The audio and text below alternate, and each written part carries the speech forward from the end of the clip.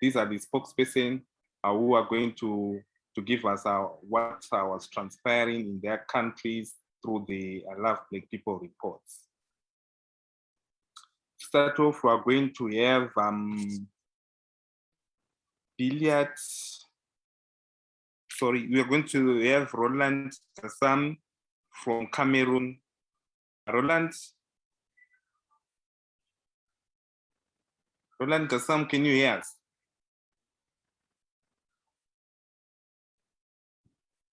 Yes, you can unmute Roland Gassam. Hello?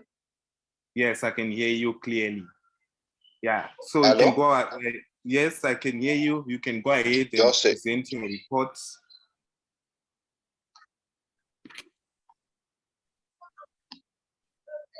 Just a minute, please. Yes. Dear brothers and sisters, good evening. Thank you being here to share I Love Black People Cameroon Weekly Report. Date December 17, 2021. Period under review from December 11 to December 17, 2021. The last great moment has been shared on call conference with this session review. Moderator Yvonne Duchamp thank members and ambassadors for their attendance on. Dear brothers and sisters in the globe, we should take quick time nowadays to fight against racism and xenophobia through technology tools wherever we find them. Members and ambassadors who are conscious about caring for any right, equity, and dignity of human being future promotion, exceptionally the one of vulnerable community created and reported by the concept ideology of supremacy. Last week in Cameroon, we were manifested with citizen rejection, hatred, and humiliation preached from a church at political capital, not suitable for harmony of multiculturalism, impact of unity. Thereafter, recommending more black-owned and black-friendly business selected in 8 essential categories to build a safe, independent, and financial place. Through social media, we will not stop when we are tired, but when we are done with unity around the world from Pan-African class section. By inviting more friends and family members to join the movement through the link alloveblackpeople.com. COVID-19 update in Cameroon. Confirmed cases of 107,662 with 1,836 deaths and a total of 972,660 vaccine doses has been administered. From Cameroon, here is Roland Gassam. I am because you are. Thank you so much, Roland Gassam, for report and for letting us know what's going on in Cameroon. We appreciate you, Brother Roland Gassam. Thank you. On next, we're going to have our brother Elijah Nyabuti to present on behalf of Sister Anna Karina from Mozambique. Elijah, can you hear? Yes, I can hear you. Okay, thank you. You can go ahead and present your report. Yeah, I'm reporting from Mozambique on behalf of Anna Karina. The report is dated 13th December to 18th December. The country weekly activities to protect Black people from racism and xenophobia. Recently, South Africa alerted the world about a new CARS COVID-2 variant Omicron. So in Mozambique, 2 suspect cases by the new variant Omicron were detected. And because of the geographical proximity between South Africa and Mozambique, some precaution must be adopted. During this festive season, measures of protecting and prevention and social distancing should be adopted, especially at borders where there is great flood of people. So in our group, on 29th, in our group, the weekly newsletter was shared, and members were encouraged to do the task which they are required to do. The community members from different countries were asked to prepare, write, and submit their weekly reports. On behalf of Anna Karina from Mozambique, I am because we are. I am because we are. Thank you so much, Brother Elijah Nyabuti. You can also present the report for Kenya, which you compiled. Yeah, the report is dated 11th December 2021 to 17th December 2021. So in our last Saturday meeting, we had an interactive class session with Nana Kwasenzele and Dr. Tyreen. Map was shared to the group that shows the business recommendation. The regular newsletter was shared, which highlights on our 8 essential categories, and members were encouraged to submit their articles for publication. The link was shared to members and to members who have not volunteered as ambassadors, and they were encouraged to volunteer in order to become the official ambassadors of I Love Black People. The social media account was shared to the group members, and they were encouraged to follow, like, comment in all platforms. Members and ambassadors are always encouraged to attend our online Zoom event, which aims to protect Black people from racism and xenophobia using technology. On 17th December 2021, which was yesterday, members and ambassadors were asked to prepare and submit their weekly reports. The Kenya COVID-19 update, the report is as from 17th December 2021, which was yesterday. The total confirmed cases were 260,166.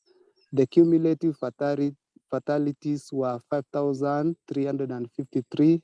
The recoveries were 249,192. The cumulative tests were 2,915,257. The report was compiled by me, Elijah Nyabuti from Kenya. I am because we are. I am because we are. Thank you so much, Brother Elijah Nyabuti, for representing our fellow brothers and sisters in Kenya. We appreciate you. On next, I'm going to present on behalf of Mwilima Abubakar Abdu from Tanzania. He didn't manage to connect with us due to network issues, so I'm going to present on his behalf. I Love Black People Weekly Report Tanzania Community, 13th up to 17th December 2021. Greetings, I love Black people. My name is Mwilima Abubakar Abdu, a fellow member from Tanzania. I take this time to thank everyone for the support to the I Love Black People community. In this week, we managed to receive posts and shares of different activities to support Black people for their work to achieve their goal in promoting I Love Black People community and fighting against racism and xenophobia. Firstly, I Love Black People moderator, Mr. Elijah Nyabuti, posted on I Love Black People Tanzania WhatsApp group business recommendation format to us members. Secondly, he shared the link to us to register for the I Love Black People Zoom meeting.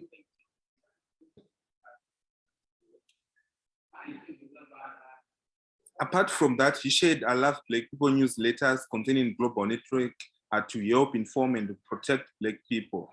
In addition to that, he shared links of I Love Black People social media accounts Moreover, he reminded every one of us members to share the group weekly report. I participated this week recommending Black-owned business in my country, COVID-19 updates. 4.4 million doses of COVID-19 have entered here in Tanzania, and up to now, it's only 62% that have been vaccinated, the first and the second doses. Thank you, everyone. I am because we are. Thank you so much for listening. My name is Awodungwenya. I was representing a brother, Mwilima Abubakar Abdu, from Tanzania. He couldn't manage to join us. That's why I was presenting on his behalf. On next, we're going to have a report for Malawi. Again, I can't see our brother Billiard Williams on the call, so I'm going to quickly go through the report on his behalf. This is a summary of activities from the 11th up to 17th December 2021. On 11th December 2021, the community had a wonderful conference call meeting where I Love Black People mission was discussed. We enjoyed our mission. We enjoyed our usual spokesperson weekly reporting on activities in their respective countries. On 12th December 2021, the community asked all members and ambassadors to share with the group the top 10 issues that impacted at the global Black community this year. Ambassador Andrew Magombo mentioned few lists of issues that badly impacted the global community as mentioned below. First thing he mentioned is high rate of unemployment due to global pandemic of COVID-19 within the Black community. Hike in prices of essential and essential basic commodities during this period of COVID-19. The natural disasters which occurred in some parts of African countries and abroad, leaving a large number of Black people, community, homeless and hopeless. On the 13th of December 2021, the community asked all members and ambassadors to recognize and submit Black-owned and Black-friendly businesses. Recommendations in the 8 essential categories. On 14th of December 2021, the community asked all members and ambassadors to confirm the attendance for our Saturday community call and also to invite their family and friends to attend the meeting. On the 15th, the community shared the Love Black People weekly newsletter, which highlights on our 8 essential categories, which are education, health, legal, finance, transportation, youth, food, and accommodation. Lastly, on the 17th of December 2021, the community asked all spokespersons to prepare and write and submit their weekly reports. These are the COVID-19 for Malawi. Cumulative cases recorded 63,408. Total deaths are 2,311. Recovered cases are 59,040. Cumulative tests conducted are 456,392. Vaccine doses administered are 1,600,509, and of these 1,316,668 are of AstraZeneca, and 283,841 are of Johnson & Johnson. No one is safe until everyone is safe. Follow preventive measures during this festive season ahead. The report was prepared by Billiard Williams Kalufa and I, myself, my name is Awodungwenya. I'm presenting it from Harare, Zimbabwe in Africa. Thank you all. I can see more people are joining us. Let's kindly invite more people to join the community call, as a friend, family, share with them the link to join us and hear more about I Love Black People. Moving forward, our guest for today, Victor A. Kamara, is going to give us a speech. Unfortunately, Victor is experiencing network issues in Liberia. So on behalf of our guest speaker, I would like Brother Elijah Nyabuti to present the speech which was compiled by Victor Kamara. Elijah Nyabuti, can you hear us?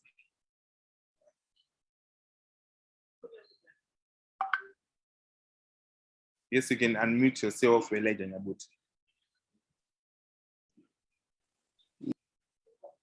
Oh, sorry. Yes, you can go in and unmute yourself.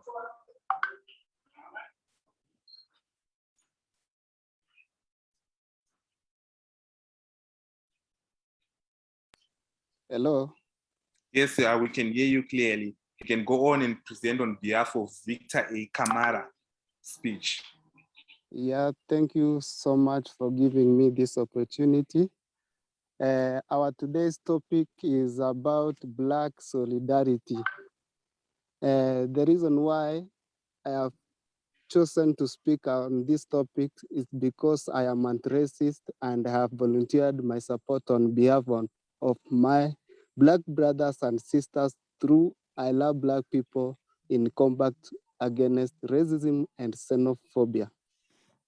So as you know, Nelson Mandela wrote that I have cherished the ideal of democratic and free society in which all persons live together in harmony and with equal opportunities. But if need be, it is an ideal for which I am prepared to die. Those are the words of our brother Nelson Mandela. So we are the only people that we can be aspired for the betterment of our people. We have seen the reason to make the change, so let us take the action now. Since centuries, our Black brothers have continued to fight for their dignity, and most of them have died trying to save their dreams. Nowadays, a lot of Black people have become victims of racial discrimination around the world. And because of this reason, we need to use our knowledge that we have and act for Black brothers. It is time to travel together.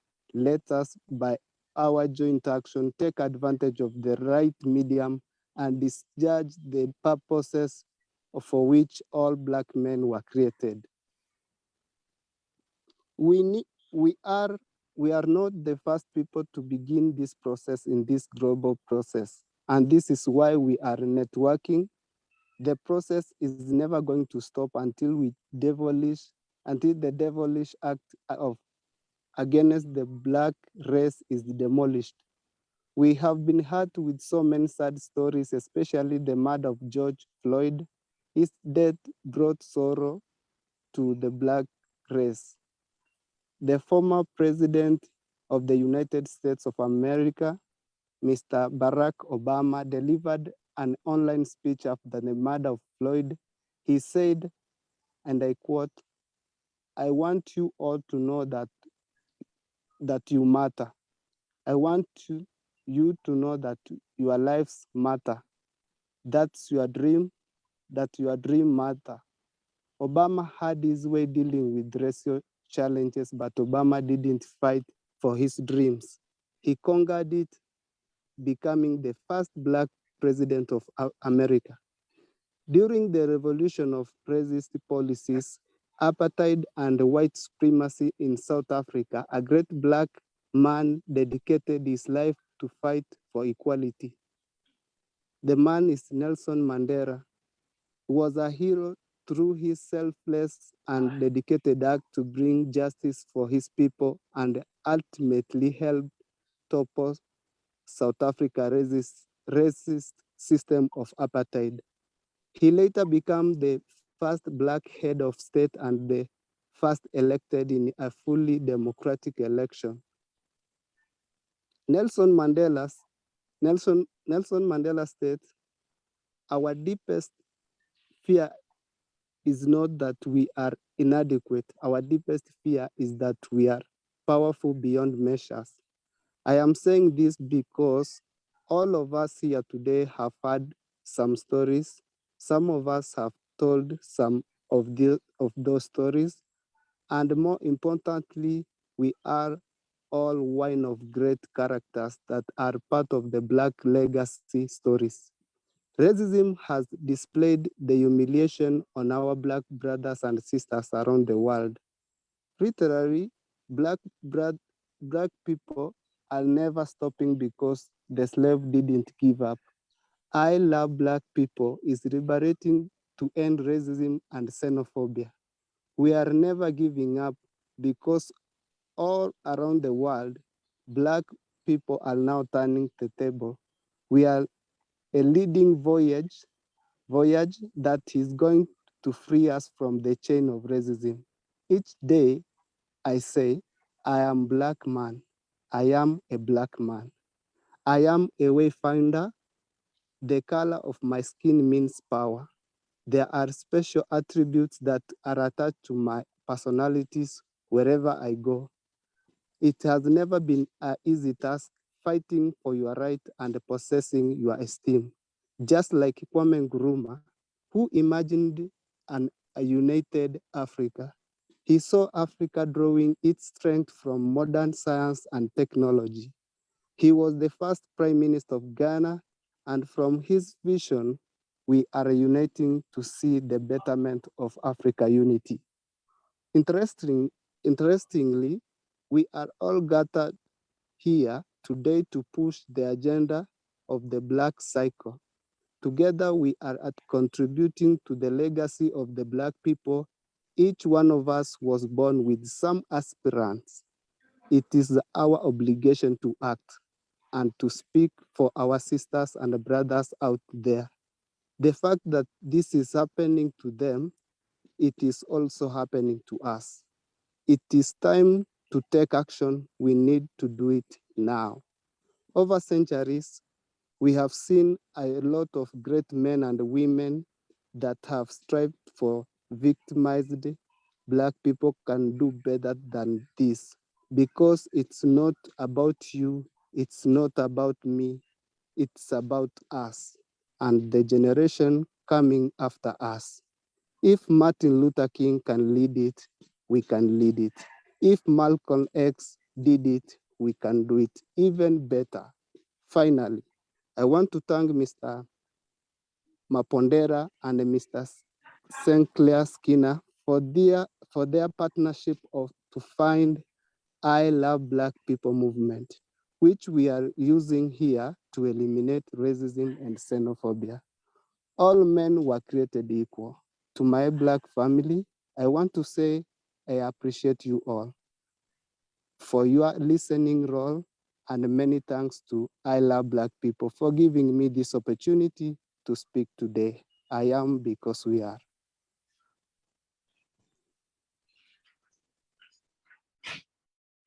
Thank you so much, Brother Elijah Nyabuti, for presenting on behalf of Victor Kamara, who was facing network challenges in Liberia. We appreciate you, Brother Elijah Nyabuti.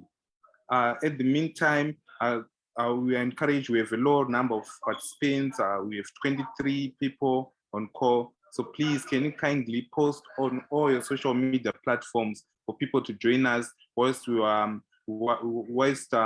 Akua presents her speech. So everyone, please, can you kindly share the link?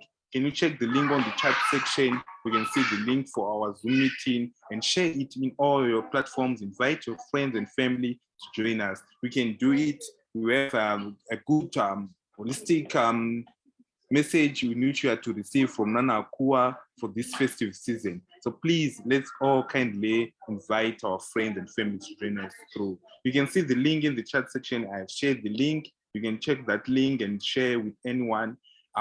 This link doesn't require any passcode, so anyone can join us through that link. So please, let's go on and share it in all our platforms and invite our friends and families. I can see people are starting to join in us. Thank you for those who are sharing the link. Let's go and share the link. Let's share it so that people can join us. Even if you are on Twitter, Endos, please, can you share it? Can you share the link so that we can have a good number of RSV, of people joining us on this meeting? I can see on Facebook also you have people who have joined us through Facebook. So yes, you can share the link on Facebook as well. Those who are on Facebook, they can join us through Facebook. I appreciate all of you who are doing it.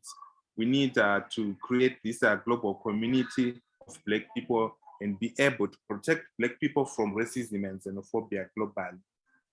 So far, everyone, you are free to share iloveblackpeople.com, which is our online digital guide for Black people. Anyone can access it and join for free and enjoy the benefits of for I Love Black People.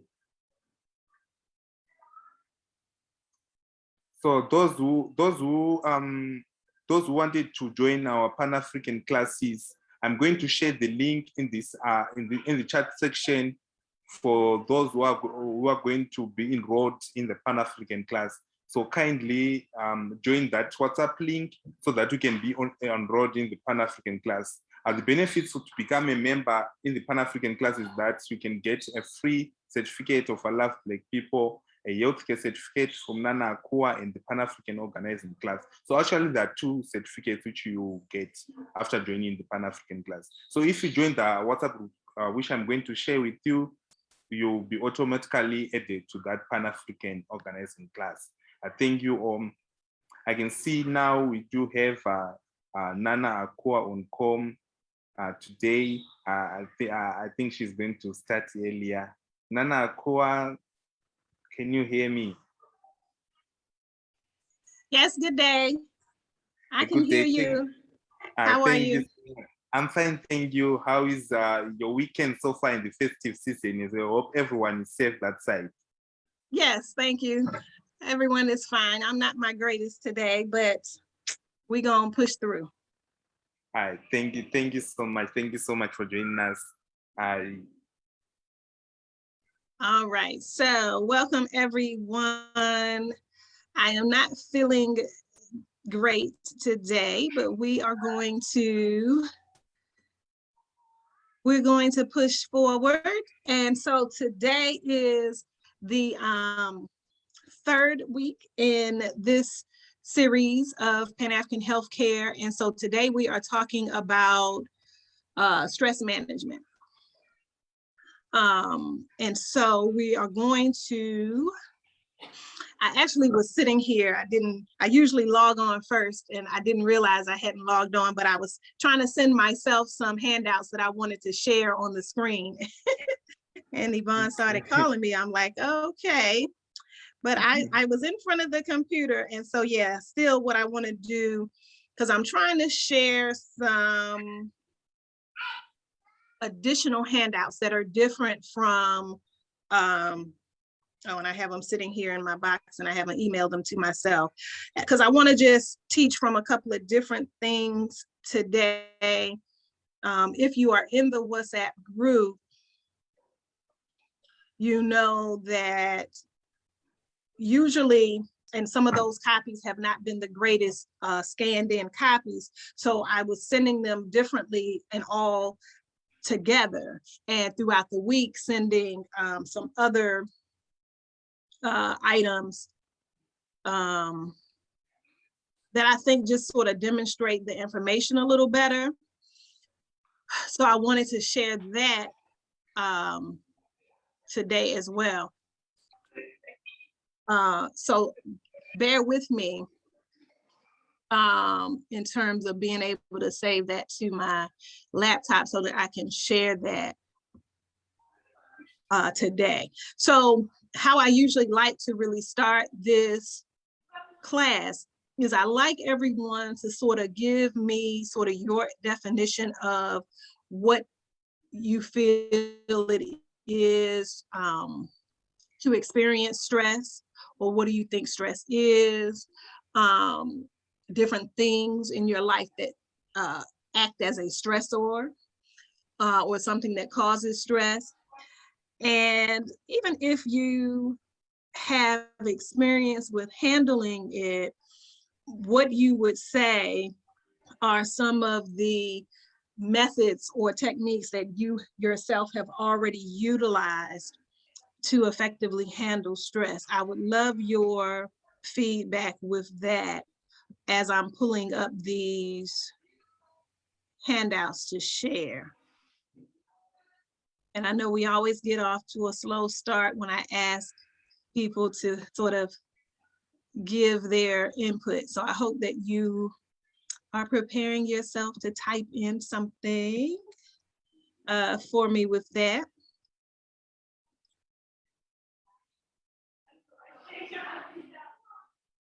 And let me get back to,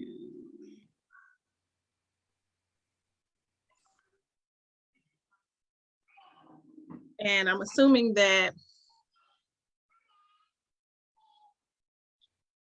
yes, thank you, thank you. Thank you all for the welcome. Yes, definitely we have to address stress management.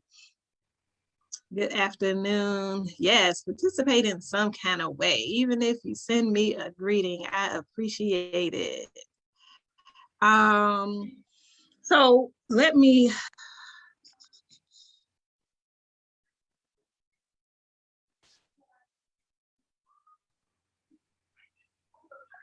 pull up our usual handout.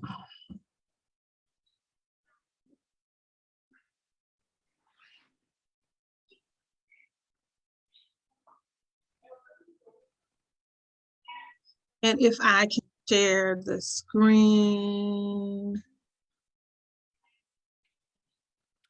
Yes, you can share.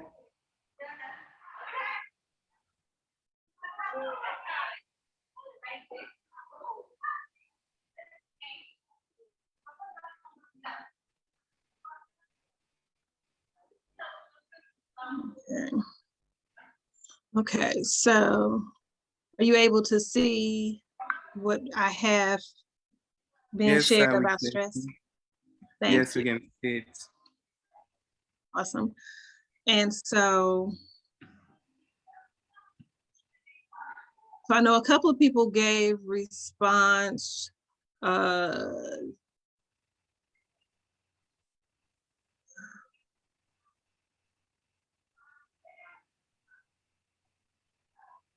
All right.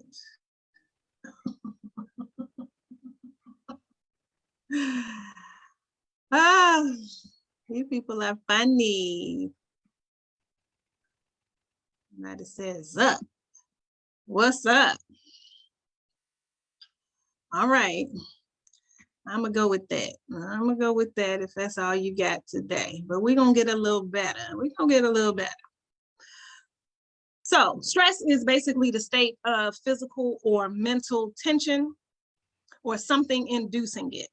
It's a pressure or strain that tends to distort a body. So something that causes some sort of push or pull, some sort of resistance or tension to a thing.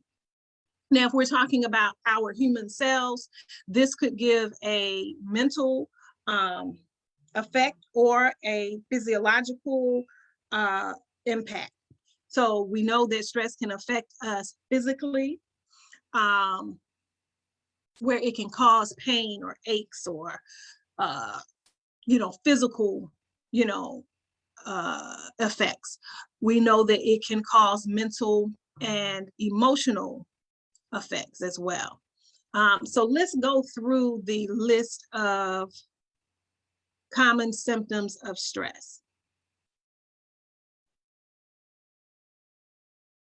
So we know that depression, difficulty falling asleep, extreme tiredness or fatigue, feelings of anger or resentment, frequent absence from work or other obligations, impatience, inability to concentrate, loss of pleasure in life, increase or decrease in appetite, muscular aches for no apparent reason, stomach or intestinal disturbances, sweaty palms, tension headaches, performance anxiety. These are some common symptoms of stress, okay? And sometimes we will be struggling through some of these symptoms and not realize the cause. So if you are having especially unexplained feelings. Really go back and evaluate your routine. What is happening in your life? Is it something that's stressful? Is it something that is happening that's adding some kind of pressure or strain on your life, on your situation, on your physical body? A lot of times also physical illness. If you are physically sick, that causes stress. So you'll have physical stress, but you also will then have a feeling or emotion about it where emotionally you become stressed because of your physical ailment. So if you can't really explain how or why you're feeling a certain way, know that definitely stress could be the culprit, and a lot of times we overlook that. So of course, as with identifying stress, we have to learn how to then properly handle it, okay? So some methods of handling stress that I've kind of highlighted here. And of course, this is not an exhaustive list. There are many other tools and suggestions that can be made, and I welcome your suggestions in the comment. But these are some things that I had put together some time ago. One, exercise tension away. You can always do something physical, active, move your body, yoga, aerobics, step, weights, working out, dance, fitness, Zumba, any kind of exercise that physically allows the body to work away the tension is a good option. Two, you can learn to deal with negative people. Sometimes our stress is because of who we have to interact with in our families, in our communities, at our jobs, at school. So learning how to resolve conflict, learning how to communicate in a different way than maybe you're used to, because everyone may not communicate the same. And sometimes we have to learn how to communicate with negative people, with difficult people. Sometimes we have to change up how we communicate, even if it's effective usually, or even if we communicate well. Everybody is different, and we still may need to incorporate a style that suits someone that you have to deal with on a regular basis. So implementing some additional communication skills can be important when you have to deal with negative people or people who kind of throw you off track. You may choose to, 3, join a community, social, or recreational club or organization. You may volunteer your time, get involved with some charity work. You may take on a project that your community can deal with or benefit from, I should say. An organization where a group of you have a common thing that you socialize around. So people do groups for people who ride bikes, people who smoke cigars, people who play chess, people who go fishing, just dance.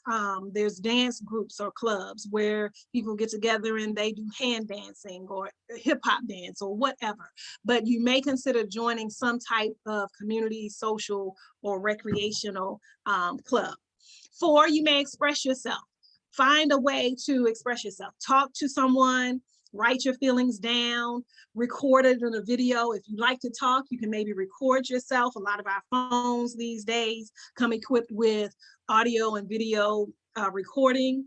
You may choose to express yourself through drawing or building or making something, but finding some way to give yourself an outlet to express yourself and relieve yourself of whatever frustrations or tensions you may be experiencing. 5, you may reassess and change your lifestyle. Sometimes we're into certain routines and habits and patterns that just no longer suit us and can really be causing unnecessary stress. You may need to go to bed earlier. You may need to wake up earlier. You may need to change around the routine as to when you eat or when you exercise or when you start work or go into work or leave for work. Sometimes you just have to devise a new plan, a new routine, a new schedule, and it can really change your life, because sometimes we just simply get stuck into how we've done something, but that's not the only way to do it. If it's no longer serving you, reassess and recreate it. 6, you may choose to practice your spiritual beliefs. Tap into that inner power. Pray, meditate, sit quietly, go to a quiet place, a sacred place. You may involve other things in nature that can help draw you inward. You may burn incense and watch the smoke of the incense and kind of go into a deep meditative, trance. You may walk out in nature and collect rocks or leaves or different things that can bring you solace or solitude. But whatever it is that can allow you to focus on all that's good and all that's calming and peaceful, that can help get you refocused, do that. If it's reading scripture, if it is going to a spiritual service, whatever you may do to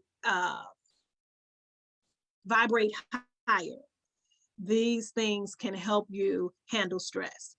7, you may choose to nurture or pamper yourself. Self-care is the best type of love because you have to start with yourself. So sit time aside to soak your feet, take a bath, get your hair cut, get a scalp massage, let someone else shave you, as opposed to doing it yourself. Get the hot towel, wrap and, facial and different things, men and women.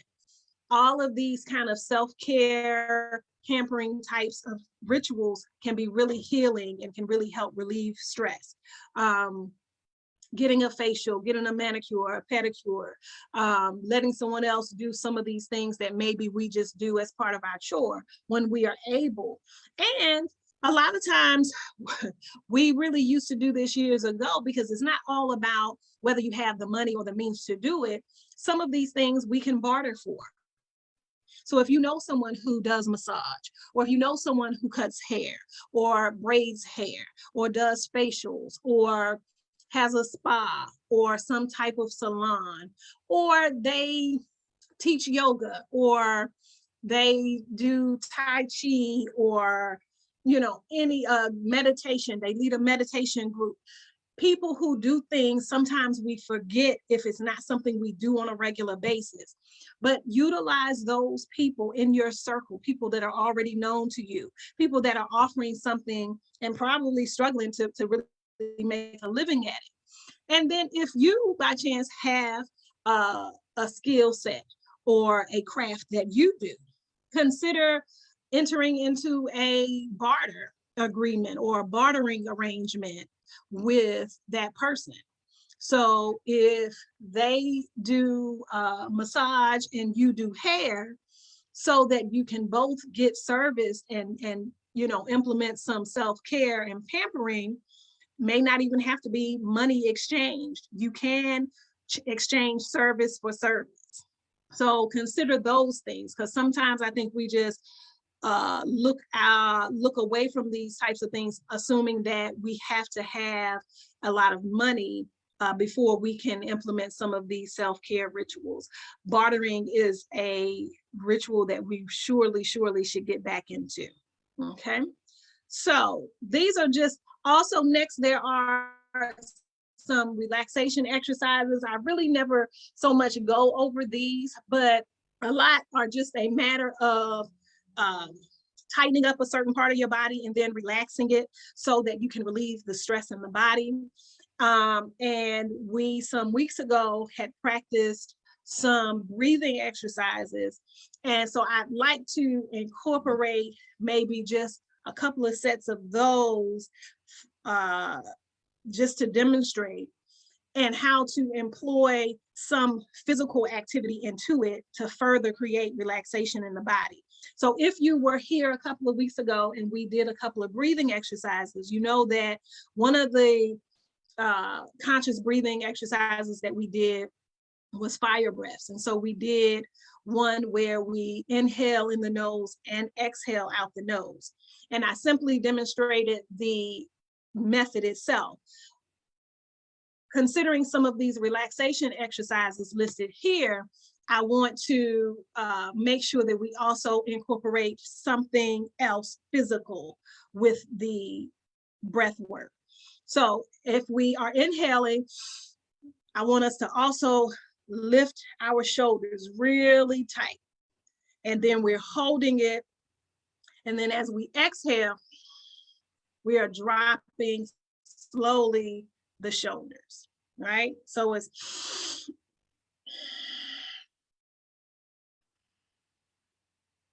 right. And then we may roll our shoulders a bit. Because even though I'm sharing the screen, I think I can see some of you on the side. Can you still see me off to the side? Or do I have to stop sharing? Like Award, can you see me now, even though the screen is showing, or do you only see the screen? No, I can see you. Okay, I thought so, because I can see you. Right? Ah, Okay, so so hopefully you can still see me, because again, I'm just kind of showing how we can clench or tense up a certain part of our body and implement some of the breathing and do that at the same time, just to increase the relaxation in the body. Award, I know you're probably off doing something else. I was just making sure that you all could see. So I just want to make sure other people could still see me. And I probably could just stop sharing to be sure. Okay, so let's just do that. So if you are kind of upright, if you're standing, if you're seated, you know, I want to just inhale for a count of 4, hold the breath for a count of 4, and then exhale for a count of 4, right? And at the same time, we're holding our shoulders, we're tensing our shoulders in place, holding it for the 4, and then lowering our shoulders, okay? And then we are rolling the neck and shoulders, okay, for a count of 4. Okay, so let's do that, okay? Ready, set, breathe.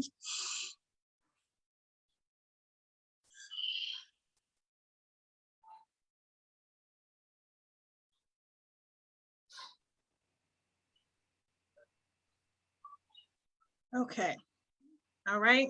So you see how that works? Yeah. Really simple. Some of you are just watching me like, she is a nut. Okay, but this works, trust me. Now, y'all shouldn't be saying that. Y'all better not be saying that. No, I'm just kidding.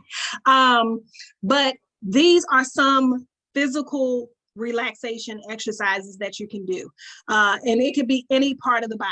You know, some people, you know, you may choose to, you know, stretch out your fingers, you know,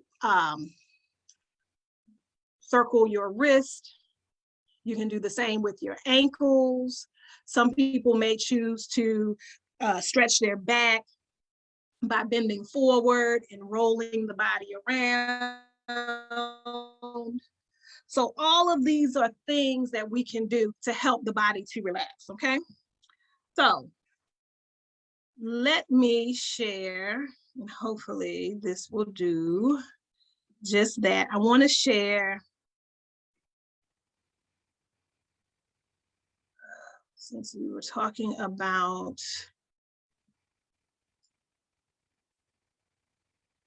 breathing, let me try to share this.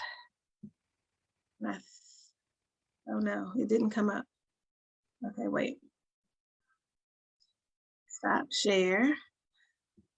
Share.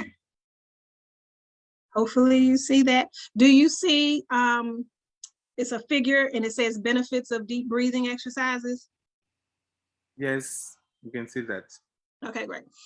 Okay, so this, again, I like some of these handouts that I have come across, right? Because they simply demonstrate a little better.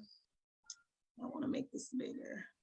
Demonstrates a little bigger or better how this whole breath work, this conscious breathing works, right? So you'll see in the Oh no, wait.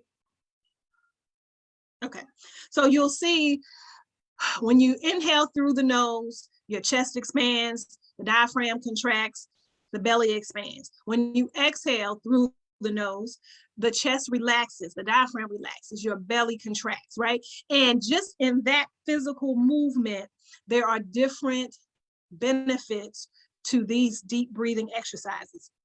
It detoxifies the body, releases toxins, it releases tension, it relaxes the mind, body, and brings clarity. It can relieve pain. It strengthens the immune system, improves quality of the blood, strengthens the lungs, improves cellular regeneration, and elevates mood, okay? So breathing is one of those things we don't have to think about, right? But thank God, it is done both voluntarily and involuntarily. But when we consciously think of our breath work, we get all those benefits. So now the other thing I want to share, because any and everything that I could find that deals with relieving stress from the mind or the body or the spirit, I wanted to share it and just add some different handouts from what I maybe do from week to week. So this one talks about juice cures. This is basically if you had a juicer or a device that allows you to extract the juice from fruits and vegetables. These are some of the remedies that can be addressed through the juice of different foods. I want to skip down to depression. If you see, there is a little juice recipe for depression. Carrots, apple, spinach, beets, or noni. Noni is a type of fruit. It's not as easily found everywhere. But these are all foods that help with depression. Headaches, headaches are very commonplace. There are many different types of headaches, but just for general purposes, apples, cucumbers, kale, ginger, celery, these are all foods that help relieve headaches. Now, some people have tension headaches, some people have migraine headaches, sometimes there are sinus pressure headaches. So, you know, this may not work for everyone, but this is all healthy, nutritious fruits and vegetables, so definitely can't hurt. Let me skip down to stress in particular. Here in the middle of the page, bananas, strawberries, and pears are known to help alleviate stress. And of course, if you don't have a juicer, we know that of course you can eat these fruits in their whole form. Okay, the advantage to juicing is that you can usually get more in from juicing it as opposed to eating the entire fruit itself. The extracted juice, 1 cup full would probably be 2 bananas, 2 pears, you know, probably a cup full of strawberries. And it's kind of compressed and it's easier and quicker to consume. So these are the types of advantages you have when juicing. It's not to say you shouldn't eat these foods in their whole form, right? But this just gives you sort of an advantage and then helps you consume it quicker and faster and maybe more regularly, as opposed to having to kind of eat it, chew it, and then it digests and take a little bit more time. Let's point out fatigue. You know, being stressed makes you tired. You know, that is definitely one of the symptoms that we've discussed. So even though you may not think I'm stressed because you're fatigued, but that definitely could be an indication. So we know that carrots, beets, green apples, lemon, spinach, all of these are also foods good for fatigue. And nervousness, I want to point that out. A lot of times when we're stressed, we're anxious, we have a lot of tension. This causes us to become nervous. This then leads to anxiety, right? So carrots, celery, and pomegranate are all good for nervousness.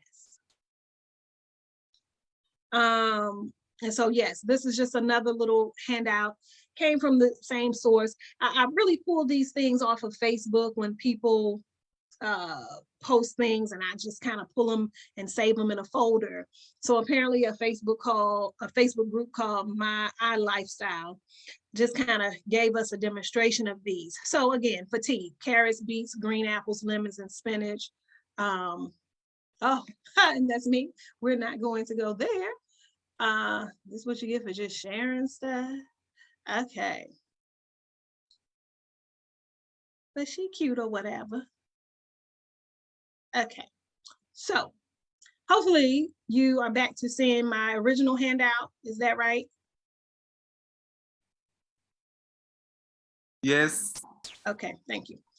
All right, so this handout pretty much just gives us an explanation of how stress impacts our glands. So we know that stress can cause physical illness. So we listed some of the physical or physiological symptoms, as well as some of the mental or emotional symptoms. But in the body, there is a physical cause and response to stress. So we know that the pituitary glands, this signals the adrenal glands, and these glands release stress hormones, right? And so we know that if the proper hormones, cortisol and adrenaline and things like that, have not been properly released, we know that the body produces stress and can then not effectively or efficiently handle it. So we always have to be mindful of the pituitary gland and the adrenal glands when we know that the body has become stressed, overworked, tense, anxious, all of that, right? We know that the physiological symptoms may be muscle tension or cramping or spasms. We know that there may be increased heart rate or heartbeat. We know that the respiration may increase or escalate. We know that your blood pressure may elevate. So we know that there are physical symptoms. We have to pay attention to all of these things, and we have to know that it's very real. And there are many occasions where people have had panic attacks, anxiety attacks related to stress, but they feel like they are having a heart attack, right? So this can and is very important, okay? So it's very important to not undermine being overworked or overstressed, or your mind being so full and on the go and always running, right? We know that these things can have physical impact and really cause other issues. We know that it can elevate your blood pressure, and we know that stress is really, for a lot of people, the root cause of many conditions, many disorders: hypertension, diabetes, cardiovascular disease, even joint and arthritis pain, things of that nature. All of these things at the root of which stress is there. Okay, so some other ways of handling stress. One of my favorites is I love that they listed yawning here, right? So just yawn is really big and as full as you can. This helps you stretch your muscles. It helps increase oxygen intake. It helps release tension. So if you get the urge to yawn, allow your body to yawn. Take that opportunity to stretch your arms really full and wide, right? And do that several times a day. Allow your body to get rid of and to throw off all of the tenseness, right, that the stressors of your day can cause. Also listed here are some of the herbs that are great sedative herbs for helping manage stress.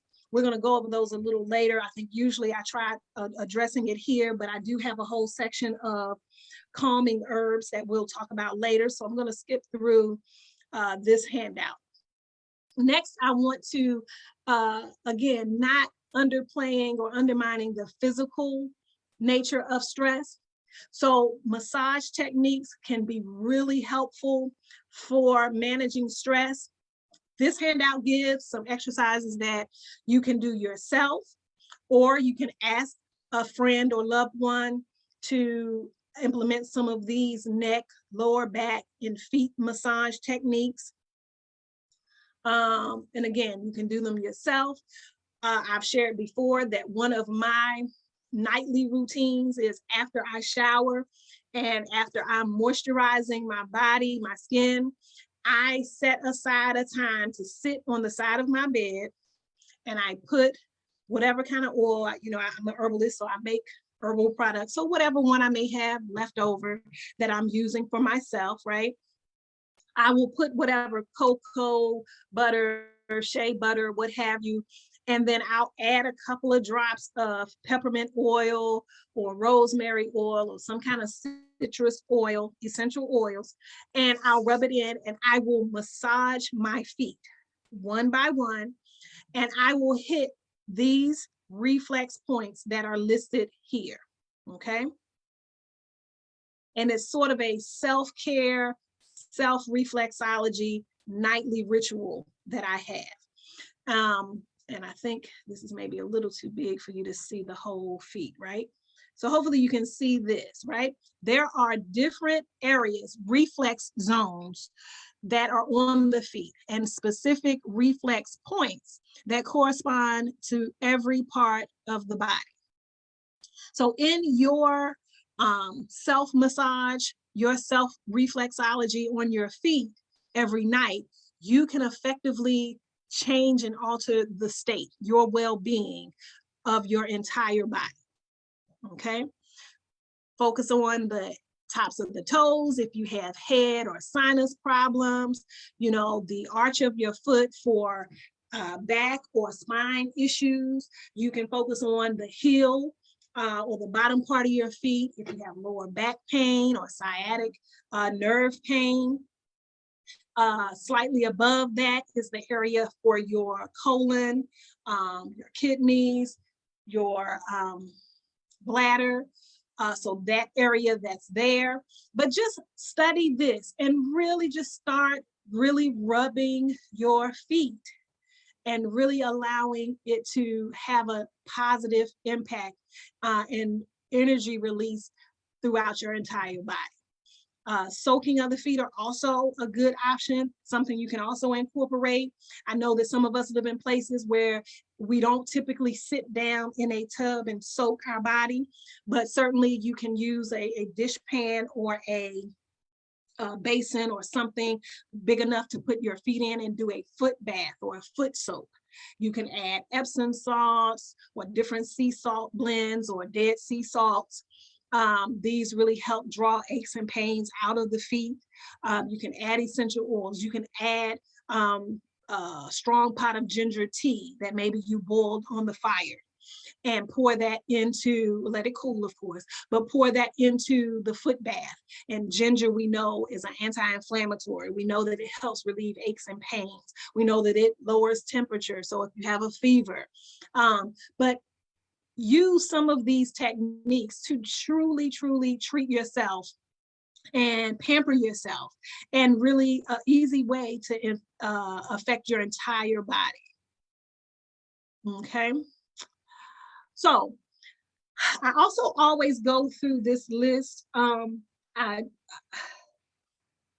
am going to just talk a little bit about flower remedies and not spend so much time on that today. Well, I always say that, but then I end up saying, well, let me mention this one and let me mention that one, right? But flower remedies. So we've talked about herbs, we've talked about essential oils, we've talked about homeopathic remedies. Flower remedies are in the same category as they do come from the flowering parts of trees and shrubs specifically. So not flowers, not some of your smaller plants, but they come directly from trees and shrubs. And the flowering part of certain trees and shrubs allow us the benefit of treating our emotions, balancing our emotions, so that we can really bring our bodies back into balance, really getting a grip on how we feel. And this is really important because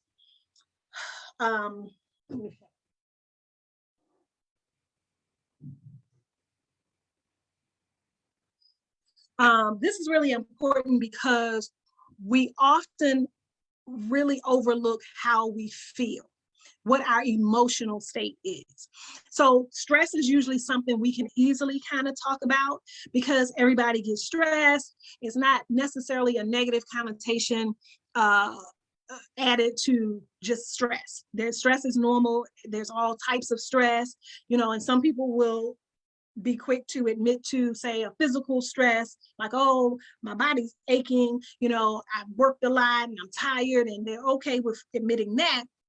But whereas on the emotional side, not everyone will be as open to saying, oh, I really have a lot of anger, or, oh, I really have a lot of fear, or, my emotions are really all over the place and I'm really afraid of the unknown, or I'm afraid because a lot of people are getting sick or dying, or there's so many things that we experience that deal with our emotions, and it makes us a little vulnerable. And so not everyone is open to sharing those things. So I really want to just stress how important it is to keep our emotions in check, okay? And so flower remedies or flower essences in this handout that I'll go back to in a second, this is crucial for really helping us address the different emotions that we feel. It's very normal with different things that occur in our lives. It's very normal to feel resentment sometimes, or to feel afraid, or to feel kind of unresponsive, or just, I want to stay to myself. It's very normal to just have different types of feelings. One of the predominant feelings that I will have, right,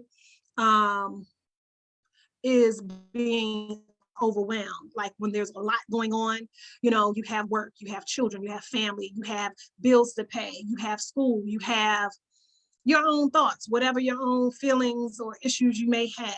Some people are working towards bettering themselves, and we put a lot on ourselves. Becoming mentally overwhelmed or mentally tired is also a very real thing, right? So these flower remedies address all of these issues, okay? So they're very important, they're very useful. I can't say it enough. So I really want to, have you really focus on these flower remedies. And I'm just gonna take this moment to scroll through the comments. Oh, thank you, thank you. Yes, it does. This is very life-changing, life-saving, life-impacting, and I appreciate that. I'm glad you realized that. And that's basically what I am trying to do, is just show how important or why these things are important, and then arm you with the information. All right, thank you, thank you, thank you. Okay, great. All right, so let me go back. Thank you all for your comments. I appreciate it. From Zambia, from Kenya, Burundi. Awesome. I'm gonna come to all those places one day. So let me go back and more and more and more. So let me go back to sharing my screen. So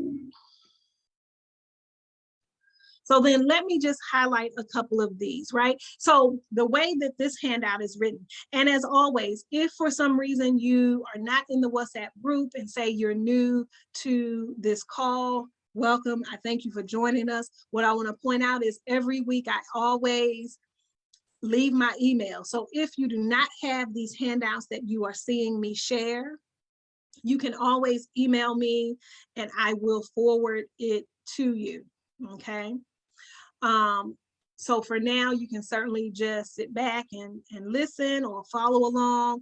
If you find that something resonates with you and you like want the information and you want to have, you know, a hard copy or a soft copy, I guess we would say, electronically, then just let me know and I'll be glad to send it to you. So the way that this handout is written, it kind of presents the characteristic, I won't say in a negative way, but this is in the way that is most evident that this is the remedy that is needed, right?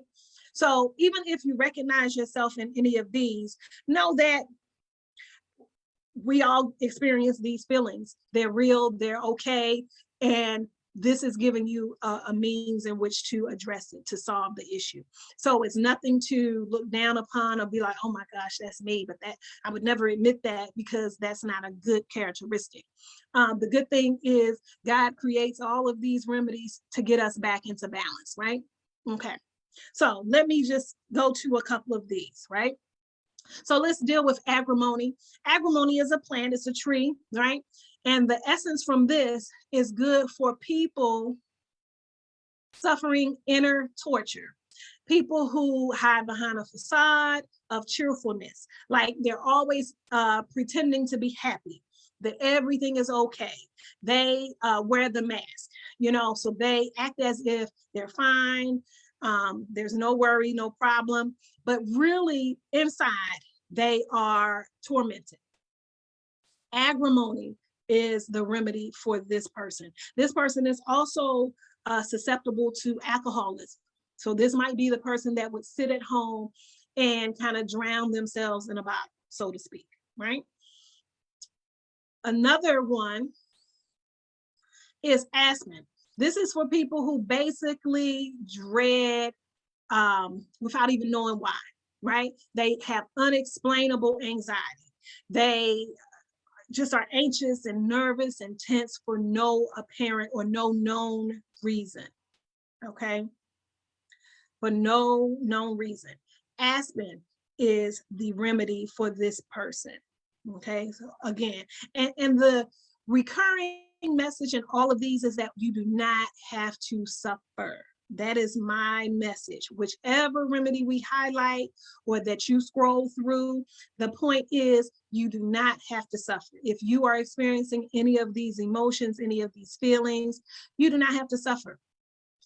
Hopefully you are able to have it shipped to wherever you are. I know we're all over in different parts of the planet. Hopefully you can get to it. You can Google and search who sells it and ships it to your area. But these are worth trying if you're having any kind of emotional upset or any kind of emotional imbalances, okay? So one of the other ones that I would like to point out is Century. This is for people who are weak-willed. You know, the person that sort of has that doormat syndrome. They let people kind of walk over them. They don't usually speak up for themselves. They have a problem or a hard time saying no. They're very subservient, but to a fault, to the point where it is unsafe, unhealthy, unproductive for them, okay? So Century is the flower essence that helps with that type of characteristic. Cherry plum, this is for treating people who are just full of irrational thoughts, uncontrollable thoughts. They seem to lose control, or they even have a fear of losing control. They always kind of feel like they're gonna go crazy, right? They're impulsive. And this is the person that usually will have suicidal tendencies. They're usually the person that feels like I can't go on, they want to give up, and they contemplate or even attempt suicide. Cherry plum can be very helpful for this type of person. Elm is a tree. The flowering part of this tree treats people who are temporarily overcome by inadequacies or just overcome with so many responsibilities that they just can't quite see through and deal with all of their challenges, all of their responsibilities, right? So normally, this is the person that can usually handle whatever's come their way, whatever they're facing, right? But for whatever reason, they are not able to just sort of get out of their rut. Elm is for this person. Okay. And let me scroll down a bit more. So gorse is another one that I always like to mention, especially during these times where a lot of people are feeling hopeless. They're full of despair. There's a lot of death. There's a lot of loss. Gorse helps with that whole feeling of hopelessness or feeling defeated. So gorse is very important with all of the illness and sickness and death that we experience. I'm sorry, in my next appointments, this has become a pattern these last couple of weeks where everybody's confirming as I'm trying to finish up teaching. Another one I will miss that I'll mention is about those who are homesick, those who have moved to a new place, who maybe have had to travel someplace for work or for school, or also the person who just sort of lives in the past, like they like to go back to the good old days, or they wish that they were back at this age or this time or this place.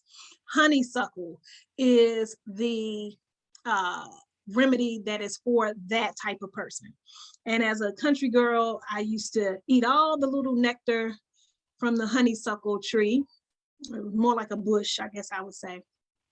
But honeysuckle in Native American cultures here on this land here in the US, they often used honeysuckle a lot for physical conditions.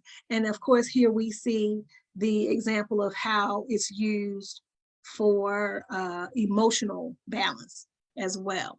Hornbeam is another one of my favorites, right below honeysuckle. This is similar to what I mentioned earlier, the person that's just mentally fatigued. Elm also deals with people who kind of get stuck in a rut. This is the same type of thing. This is the person that just has just so much to do that they're just mentally tired. This is your standard Monday morning blues type of feeling. You're kind of procrastinating, you're kind of stuck, can't really get started. This is just something to kind of pick you up, get your mind right, so to speak, so that you can take on whatever task that you have for the day. Impatience is another one I'd like to mention. This is important for people who are impatient. If you get easily irritated, you're a little melodramatic, you feel like things have to be done right now, and still right now is not good enough because you wanted it done yesterday. This is the remedy for this person. This person is also prone to hypertension and maybe some of the other physical conditions of being impatient or letting stress build up and things like that. Impatience is the tree you want to seek out for assistance with that. I personally deal with impatience, and I have that remedy. I actually need to probably go take some right now. Star of Bethlehem is one of my favorites as well. This is great for hearing any kind of serious news, bad news, car accident, death, sickness, any kind of trauma that we experience.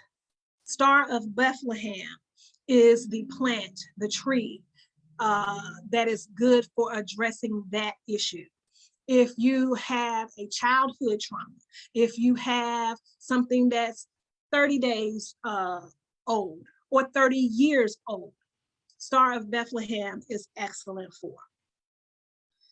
And the last two, walnut is great for people who are just having trouble adjusting, right? The one thing we know in life that is constant is change. We know that everything will change, right? There are all kinds of stages or rites or rituals in life that occur. These are changes, whether we're talking about puberty, whether we're talking about adulthood or young adulthood, whether we're talking about going into elderhood, whether it's menopause, whether it is divorce, whether it's moving or relocating.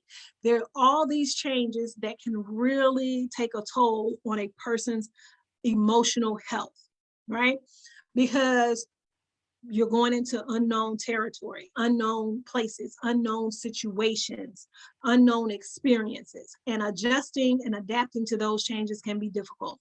The tree walnut is an excellent remedy for protecting against those types of situations.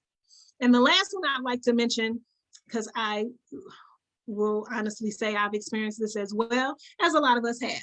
Willow is the remedy for people who have had or have a lot of resentment or bitterness, right? This is a person that says, how dare they do this to me? Or it's not fair that this happened to me. Or you may have that sort of woe is me or poor me attitude. This could be from a bad breakup. This could be from a bad employment situation. This could be from some sort of family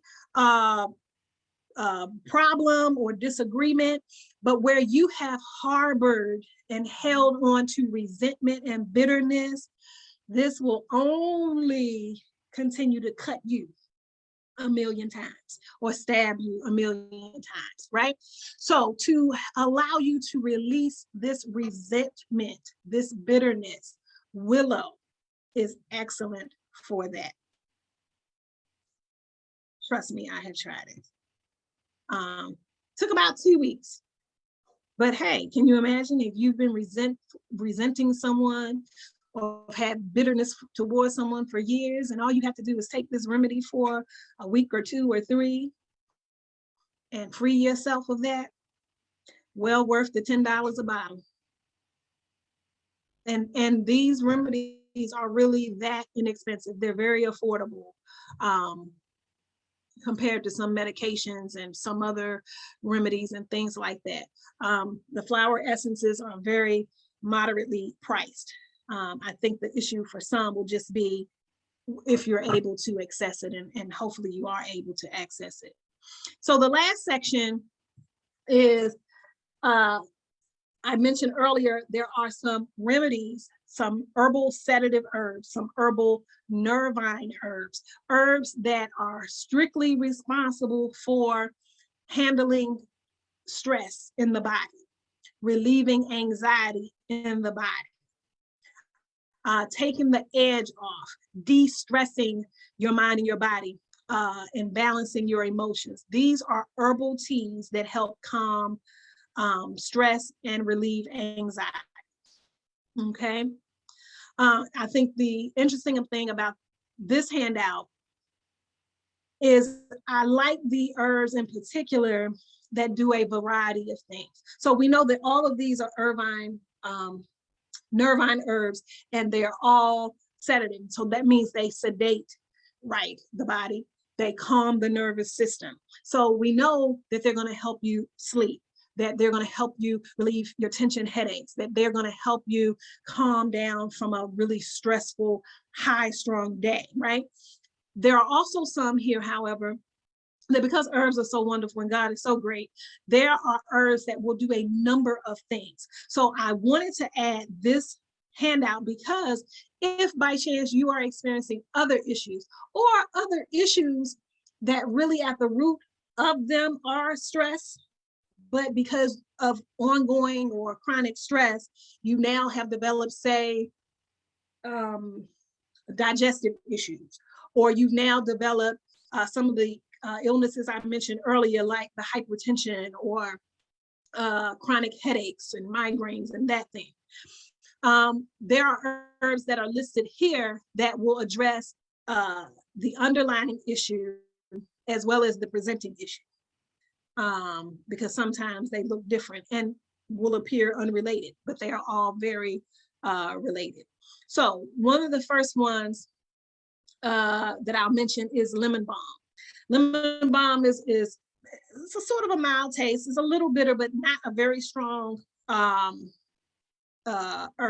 The other name for it is Melissa, right? But this is good for people who have a lot of anger and rage, and you just need to kind of calm down, right? It also soothes the stomach of nausea, bloating, heartburn, and gas. See how that works? It lifts your mood, eases stress-induced headaches, right? And just overall relaxes the nervous system, okay? You can also combine it with another sedative herb, chamomile. This helps with like people who kind of throw a tantrum, and you know, tantrums are not just for babies and toddlers, right? We know that there are some very adult people that still have tantrums. May look a little different, may sound a little different, but tantrums just the same. You can also combine lemon balm with motherwort or hawthorn, and these can help with palpitations and help elevate your blood pressure if you're having low blood pressure issues. Hops is a pretty popular one I'll mention. This is a sedative, it's a relaxant. This is what we know is in beer, but we know that that's why beer kind of is a sedative, kind of brings you down, right? Because of the hops in it, kind of induces sleep. But we also know that it reduces libido. So we know that if you drink, if a person that drinks a lot is not gonna have typically a high sex drive. Right? Because they're doing sedatives on a regular basis. But if you are stressed and you need to kind of suppress yourself a little bit, sedate yourself naturally, hops is a good option. This helps with sleep, helps with dreams. You combine it with other herbs like hops, hops and lavender together. So this is good. You can drink it in tea form. You can also use it in a tincture form. We also know chamomile, not my favorite. I think it's a little too mild, but if you combine it with something else like the hops, like we've already mentioned, it can be really good. Chamomile is something I would usually give children or younger people. I like last week. But chamomile is worth noting, but I won't spend much time on it. One of my favorites is kava kava. Kava kava is excellent for anxiety relief. So if you suffer from panic attacks, kava kava is definitely a go-to. I would suggest to go to it first. It has a long-standing history of treating anxiety or panic attacks. Skullcap, another sedative. I usually will combine skullcap and lemon balm together. I don't really know why, but this one, just like some of the others we've mentioned, is good for nervous exhaustion, right? So you feel nervous, you're a little tense, but you're still tired, like you're just depleted, right? This is what skullcap is good for. And just like the lemon balm, it's good for also soothing a nervous stomach, controls tremors, it's good for restless legs, right? And if you're having diaphragm spasms. So sometimes when people are maybe having trouble regulating their breathing and their breath, and they spasm, this kind of helps calm that as well. So it can affect the digestive system, the respiratory system, the nervous system. So skullcap is pretty powerful. Passion flower, another one that I've used many years. It's not considered one of the strongest one in terms of your sedative herbs, but again, I usually would combine it maybe with a skullcap, a hops, and a lemon balm. But passion flower is good for back pain, nerve pain, headaches, gastrointestinal system symptoms that are caused by stress. One of my personal favorites, Valerian. They list this as a tea. However, this is not an herb you're going to want to drink as a tea because it has a very strong aroma and taste. which is not pleasant. However, it is very, very powerful. It can be used across the board, even with vulnerable or more sensitive types of people, whether you're talking about young people, pregnant women, seniors, or elders. But valerian is very powerful, but very mild at the same time. You can mix it with chamomile, catnip, and some other herbs if you do want to brave it as a tea, but I suggest getting it maybe in capsule form. But valerian is excellent for back pain, headaches, generalized fatigue from stress. It's also good for diarrhea and IBS or other gastrointestinal irritable bowel syndrome and other gastrointestinal symptoms.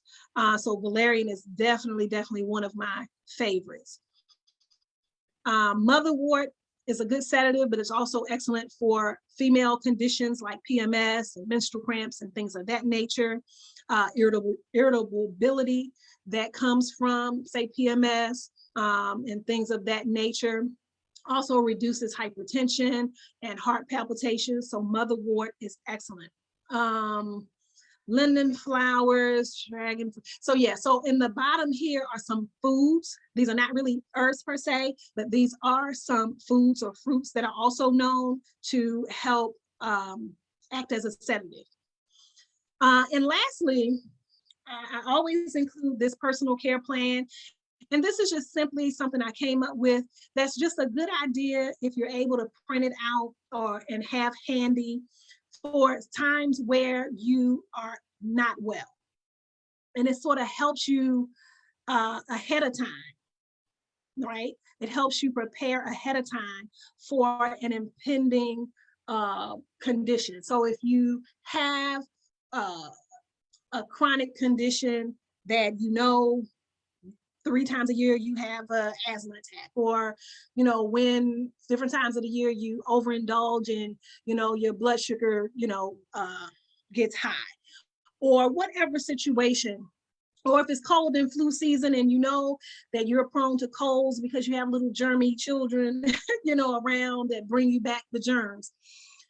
Write down ahead of time what comforts you, what makes you feel better, what you eat, what you take, who you call for help, what supplements you should have on hand, when you know that you need to call for assistance or the ambulance, or when you need to schedule an appointment, or when you need to go to the ER. But just have on hand what to do before you're in that heightened state and you need assistance. Okay. And the last one is something you can kind of do on your own just to evaluate just how stressed you are. Sometimes, again, we don't realize it. Even though we talked about some of the symptoms, we don't always realize when we're stressed. So this is an easy way to keep track of that and know when you may be stressed.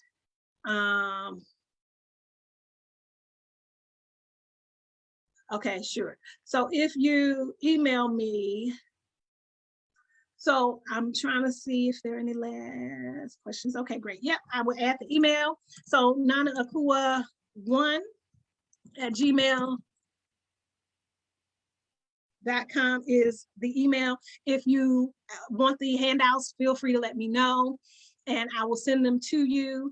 And thank you all for listening and joining and participating and sending your kind words and comments and such. And next week we will talk about I think next week you're on detox herbs. No, yeah, detoxing in general. Cleansing and detoxing is our subject for next week. And so I will send more handouts and we'll go over that. And as always, I bid you good health and peace. Have a wonderful rest of your day and weekend. Okay, thank you so much, Nana Akua. We appreciate you. Enjoy the rest of your weekend as well. Thank you. Welcome. On next, we're going to have Dr. Wright on the Pan-African organizing class. Dr. Wright, can you hear me?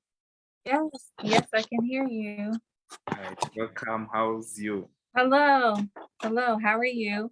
Okay, so first I wanted to start out saying welcome everyone. Thank you. Welcome back this week. So you got the readings, and This week, we're looking at the Librarian Crisis and the African Exclusion Measure, two evidentiary cases that are examples of Pan-Africanism in practice, meaning that we can concretely say what was done for African people and how it benefited us. Okay, but I wanted to stop there and say this week I'm gonna cut it a little short because I had oral surgery yesterday and I'm not supposed to talk, but I could not come on and do my due diligence. So I'm going to give a small synopsis of the cases, but then I'm going to stop and then go to what we're going to be looking at this week and a film that administrators, I'll cue you because I'm going to need to, I need to share my screen in general, but I'll have to go to the film. And of course, I guess you have to stop recording, right? Because it's on YouTube and I will be posting this. It's already on the syllabus, but I'll be posting it in the group as well, because this is a film that you should watch this week.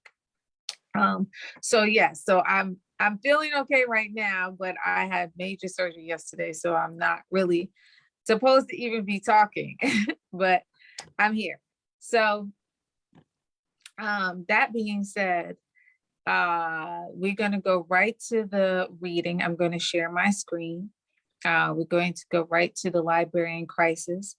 Let me say, when we come back next week, I will revisit this and give an even fuller conversation around this, since I am not, I can't say as much as I would like to say about it this week. So, so I'm going to go. I have permission to share my screen, right?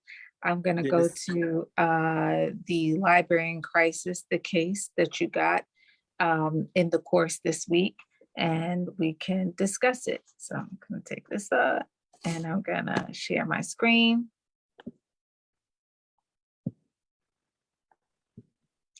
Okay, so this is the Librarian Crisis. Can everyone see that? Administrator, can you let me know? Okay, good. Okay, so this chapter opens up with no one, not even the citizens of Liberia, is more interested in the progress and success of the Republic than I am. That was Booker T. Washington writing that in his personal papers regarding the crisis in Liberia. Okay, and the reason he writes that is because he is personally invested in the fate and outcome of Liberia. And he is asked by a Liberian general, a US consul general sent to Liberia to intervene in a crisis on the ground in Liberia between the French, the British, and Liberia itself as it presently existed at that time. Okay, the French and the British are attempting to annex the territory. They have sent out feelers and the request to understand whether or not the United States was claiming Liberia as its own territory. The United States said no, it was not. And therefore, the French and the British proceeded to try to seize and annex the territory as one of their colonial territories, and they were competing with each other to do so. In spite of the fact that Liberia at this point in time had not been established as a source of rubber, it would in the future. These two imperialist nations, and even one time Germany as well, but primarily the French and the British, were interested in claiming the territories because we understand that Europe in general is resource poor, and the more colonial territories in Africa and other places in the world that imperialist nations have, they can enrich themselves, okay? Not only the territories, but by its people, the labor of the people, right? So they are competing. Washington, Booker T. Washington is asked to intervene. He is selected by Liberian officials to be that person to intervene for them. He is successful in doing that. So I'm really just jumping to the end. However, one of the things that this case explores is a criticism. And if you read the entire chapter, you know that I sharply criticize the Americo-Liberian population, which are in essence the African population from the United States that survived and essentially defeated the institution of enslavement in the United States and still wanted to leave because of one, the continuous racial violence and the plague of racism in the United States. At this time, this is 1907, 1908. The institution of slavery had ended, but it had morphed into other expressions. Okay. So, you know, and during this period in 1907, which is in the midst of a period called the Nadir, 1895 to 1915, one of the most overtly violent periods in American history against Black people. Many would want to have left the United States because there were at least 5 to 6 lynchings a week. And not to say that it's better, because I'll be the first to tell you that it's not necessarily that much better in the United States, because if you look at the death toll of racism here, we still have a lot of people killed all the time by state sanctioned violence in the United States, along with just, you know, desire by white civilians to engage violently with Black people. But at this time in 1907 to 1915, which is the Nadir, the violence was celebrated. The lynchings were celebrated. They would appear on the news covers of the newspapers, in the newspapers. Images would be captured and sent around on postcards to white individuals to send them to their family members. You know, it was, you know, they would celebrate the actual lynching itself in the sense that it was an event in the community, the lynching of a human being who was identifiably Black and culturally African. And so, it was a time that, you know, if you go on to, I don't know if you have access to this, but I believe if you go further in the chapter, I make it very clear that it was a time that it was celebrated at the highest levels. Okay. It went unchecked. And today they hide that this was the climate, even though it's not far-fetched, because the climate is not that different now. That being said, this is part of the reason why you had a group or groups of people from 1847 on who had the desire to leave the United States and expatriate to Africa, which I think is such a beautiful thing. Unfortunately, what some who would make it to Africa would embody is a desire to impart and practice a discriminatory system that marginalized the indigenous Liberian person. And so, yes, this is an epitome of a contradiction by that population. And this case, if you read it in its entirety, is marred by that. I say all of that to say that what was happening between African people was this conflict between Americo-Liberian and indigenous Liberian populations. What was happening between Africans and Europeans was the struggle between all of the members of Liberia against the French and British who were attempting to annex the territory in and of itself.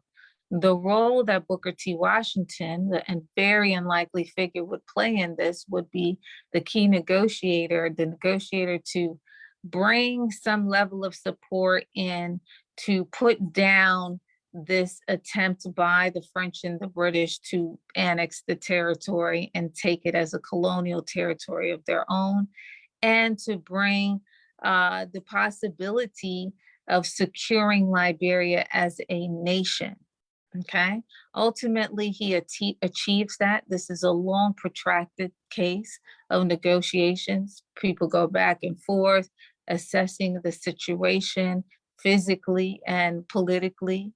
But Washington is the steadfast champion, as you can say. He proves to be a marathon runner of sorts, in the sense that this is no short negotiation. This case goes from 1907 to 1912. So ultimately he brings it out,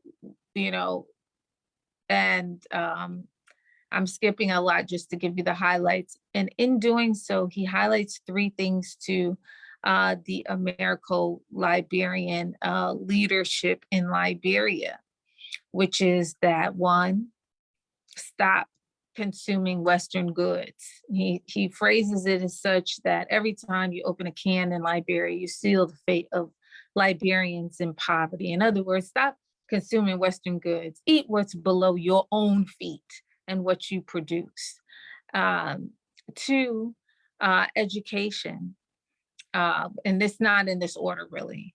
Well, sort of, but two is not really education. Three is education.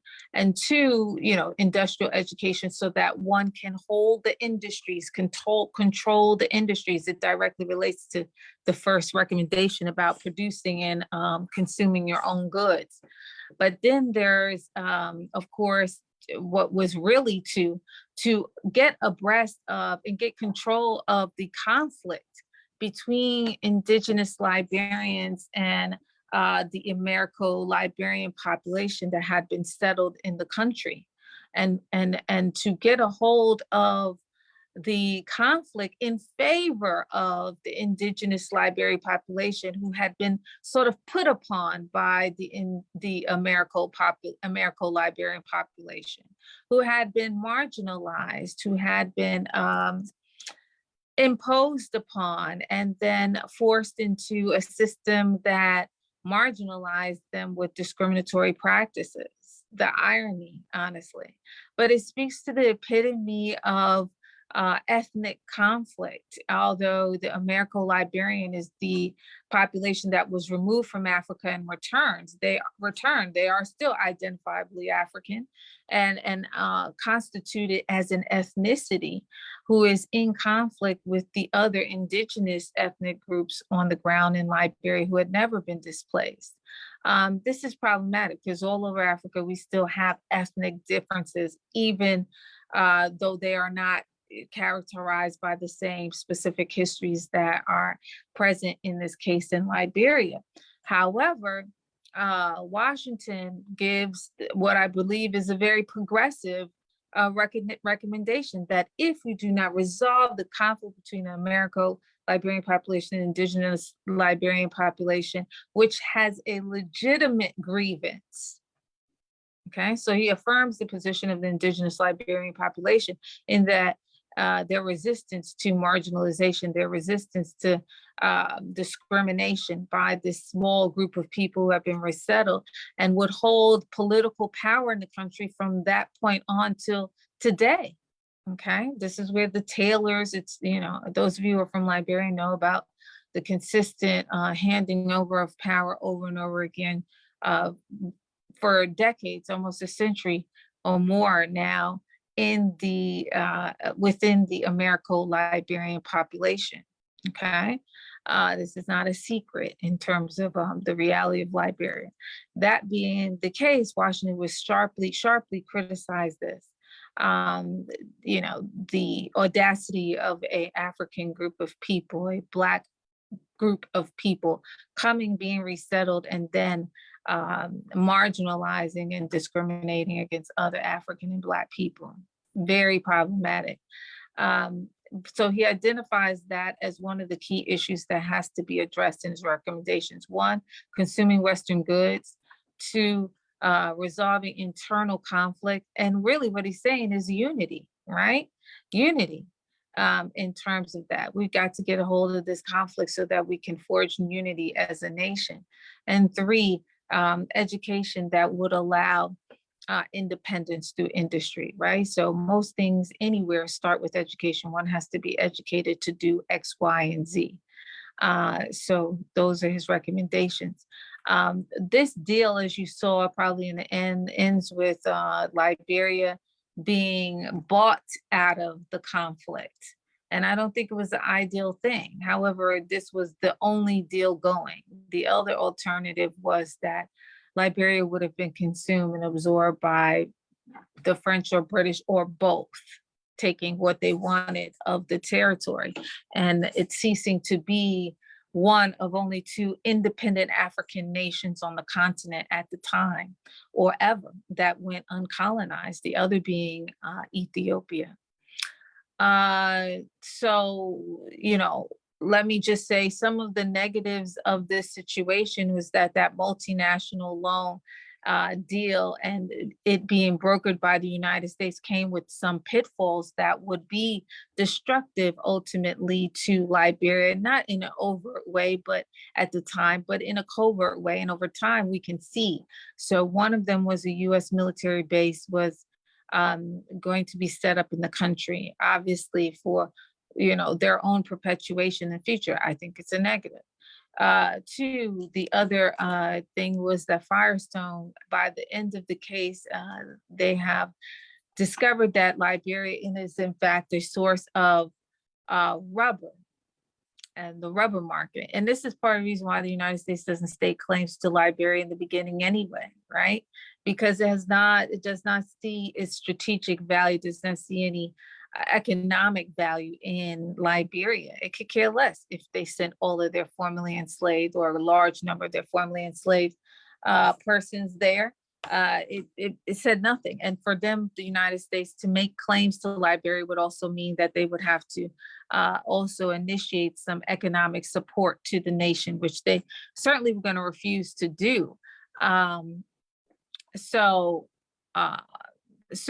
the other item, so Firestone and the military base were the two major things involved in it. Of course, ultimately, this multinational deal brokered certainly would have been at the expense of Liberia, although brokered by the United States at the behest of Washington after legislation that was produced to protect Liberia in the Senate failed.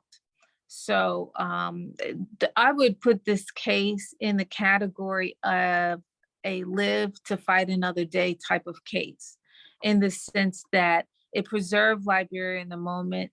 It wasn't the best deal, but it was the only deal. And it could only have been strategically done by someone like Booker T. Washington, who was an advisor to Taft and Roosevelt, President Taft and President Roosevelt, former President Roosevelt at the time, right? So when the case begins, Roosevelt is president, and then there's a change of administration to Taft.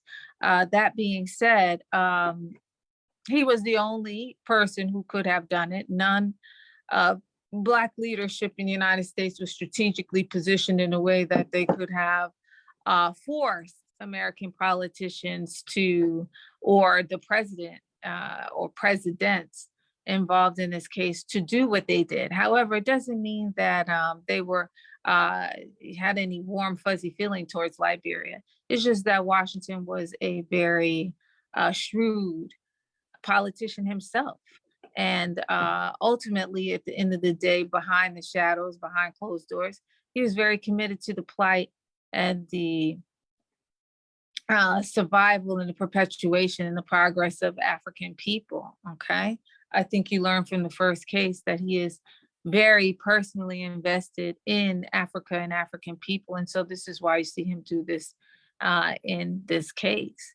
He reveals his intentions on many levels by personally saying to Roosevelt, when he feels like there is a lack of interest in the survival and the preservation of Liberia, that, hey, whatever you do or do not do or fail to do with regard to Liberia, it will be remembered by the 4 million, he says Negroes, but I'm going to say African people in the United States who will vote this time around. So in other words, in spite of the fact that in American society, those of you who are here in the United States, you know, there's great fodder in terms of conversation around Washington, Du Bois, and their pseudo conflict. However, the truth of the matter is that Washington wasn't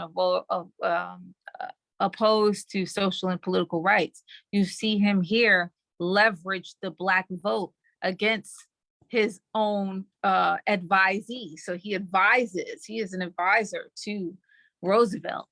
And he reminds Roosevelt that if you do not do anything, you know, whatever you do or fail to do will be remembered by Black people in the United States when they go to vote for you, right? So here is someone who is wielding sort of political power behind the scenes, or voting power behind the scenes, as a tool to get this US president to push a little harder in the preservation of Liberia.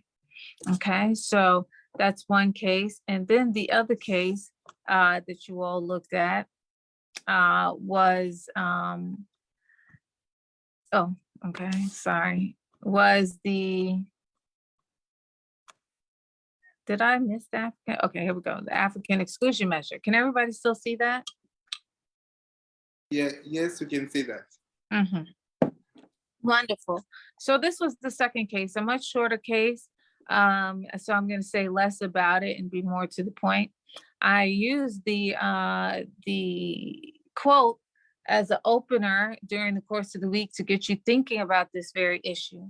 Once again, this is another case with Washington, and he is the main power broker in the context of this case, where the United States is involved in producing some racist legislation in the Senate that would have excluded anyone of the African or Black race from coming to the United States forever.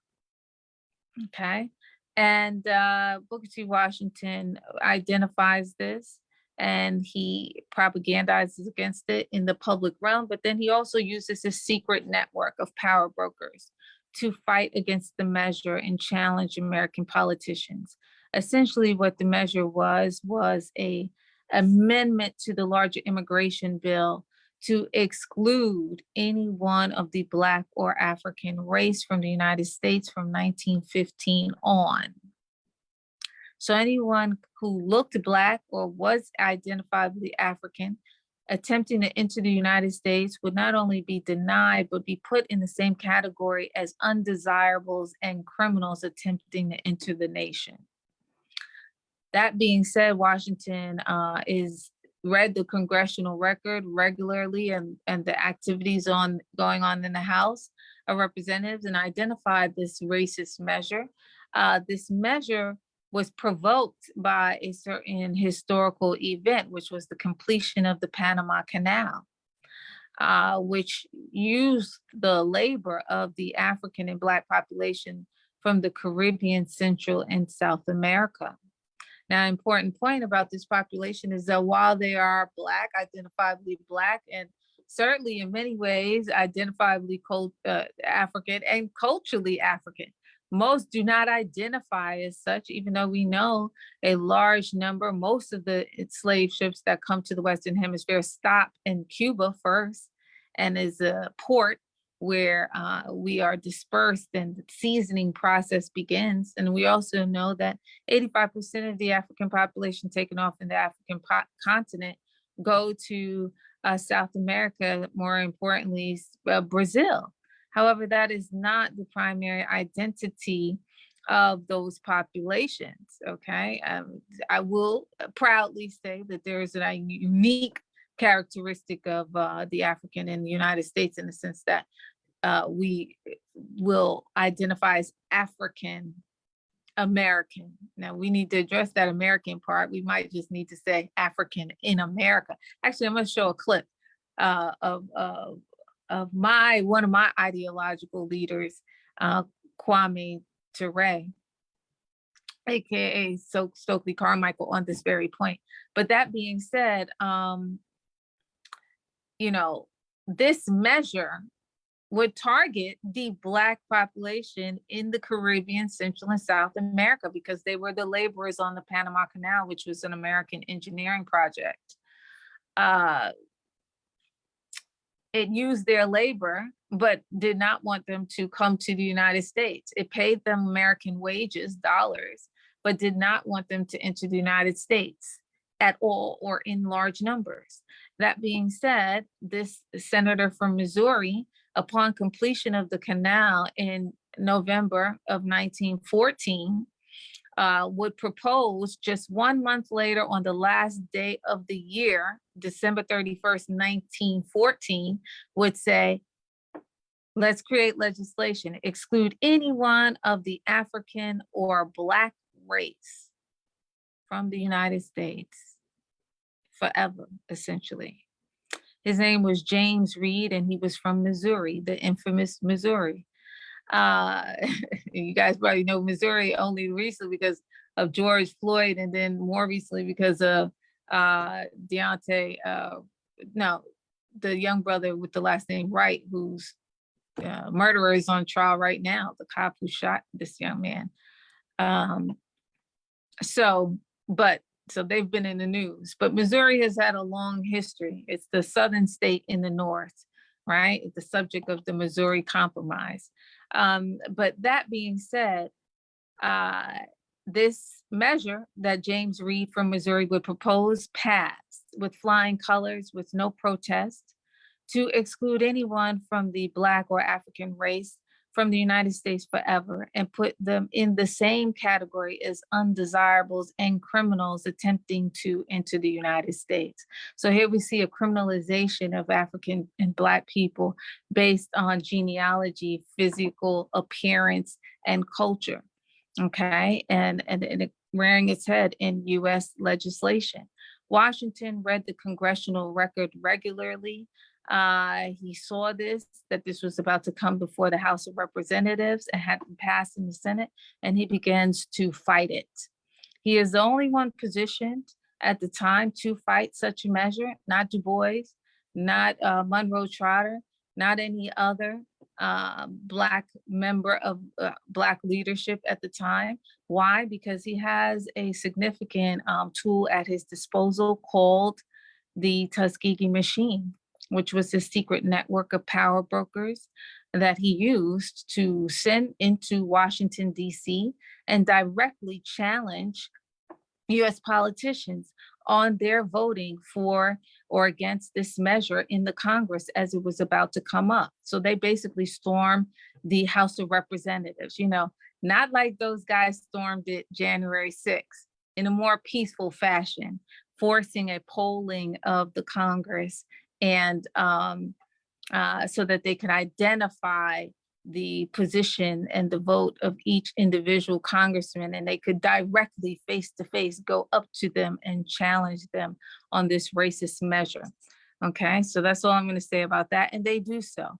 One of the things Washington highlights, that this would impact anybody coming from the continent of Africa. It would impact people coming from all of the Caribbean, many of which did not even identify as Black or African. However, the United States easily identified them as such, okay?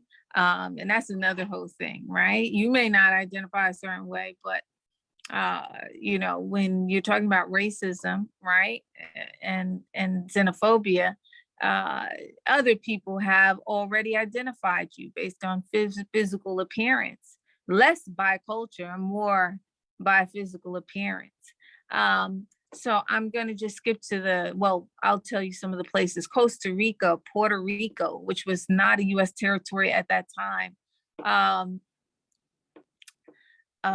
Trinidad, Jamaica, which if you read the whole case, you see that there was a great and ferocious debate on the floor of the House. And this book actually is about to be The expanded, revised and expanded version of it is coming up and to be published, well, not published, but released. It is published, but it'll be released in the beginning of the year, January 2022. So I give more of the actual conversation on the floor of the House, but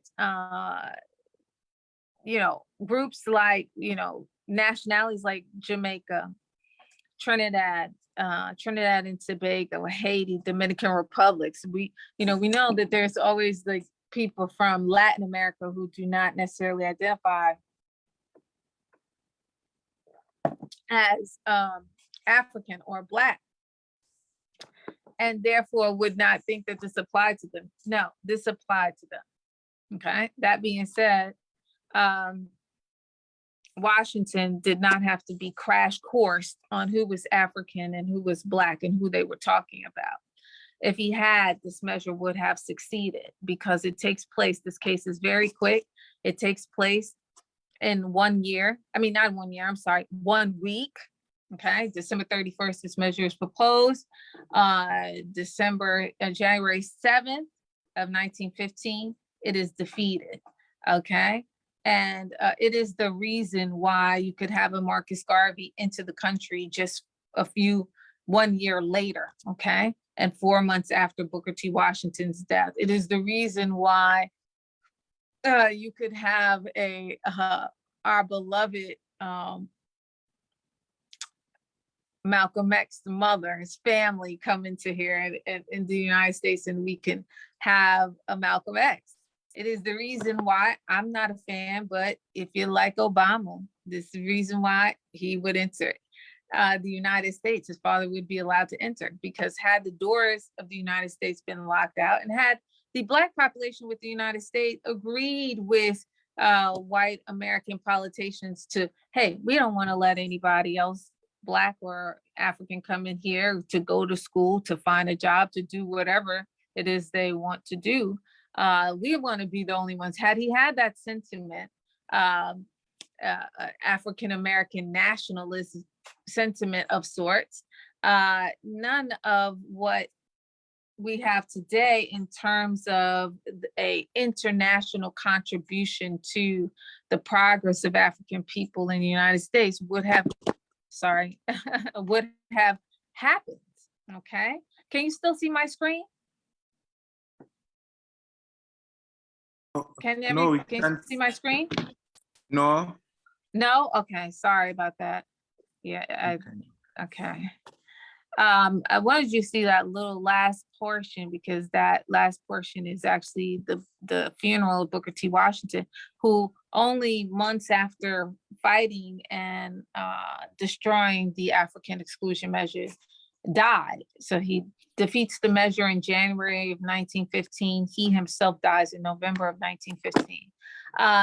But, you know, of all the groups that would benefit from this, meaning it largely impacted the demographic of African people in the United States, meaning that it has been a place that many people have been able to immigrate to. The only group that thanked Washington, and maybe appropriately so, because he had a quiet motivation beyond just saying that this measure was racist. There was always a steady flow of students coming to Tuskegee since 1893. And from the continent of Africa in particular. Washington was particularly invested in having a steady flow of students coming from the African continent for just in general, but also to carry back the Tuskegee methods to the continent and hopefully contribute there, or take some of the methods back there that would be useful to African communities there. And so he was interested in preserving that steady flow of students. Not that there wasn't, Tuskegee was a well-known and long-standing hub for African students in the Caribbean, Central and South America, but he had a particular affinity for his students from Africa. If you read the previous chapter that we dealt with on Book 2, Washington, Pan-Africanism and Pan-Africanism, you know some of his personal predilections and motivations for that. He is invested and loves African people in Africa.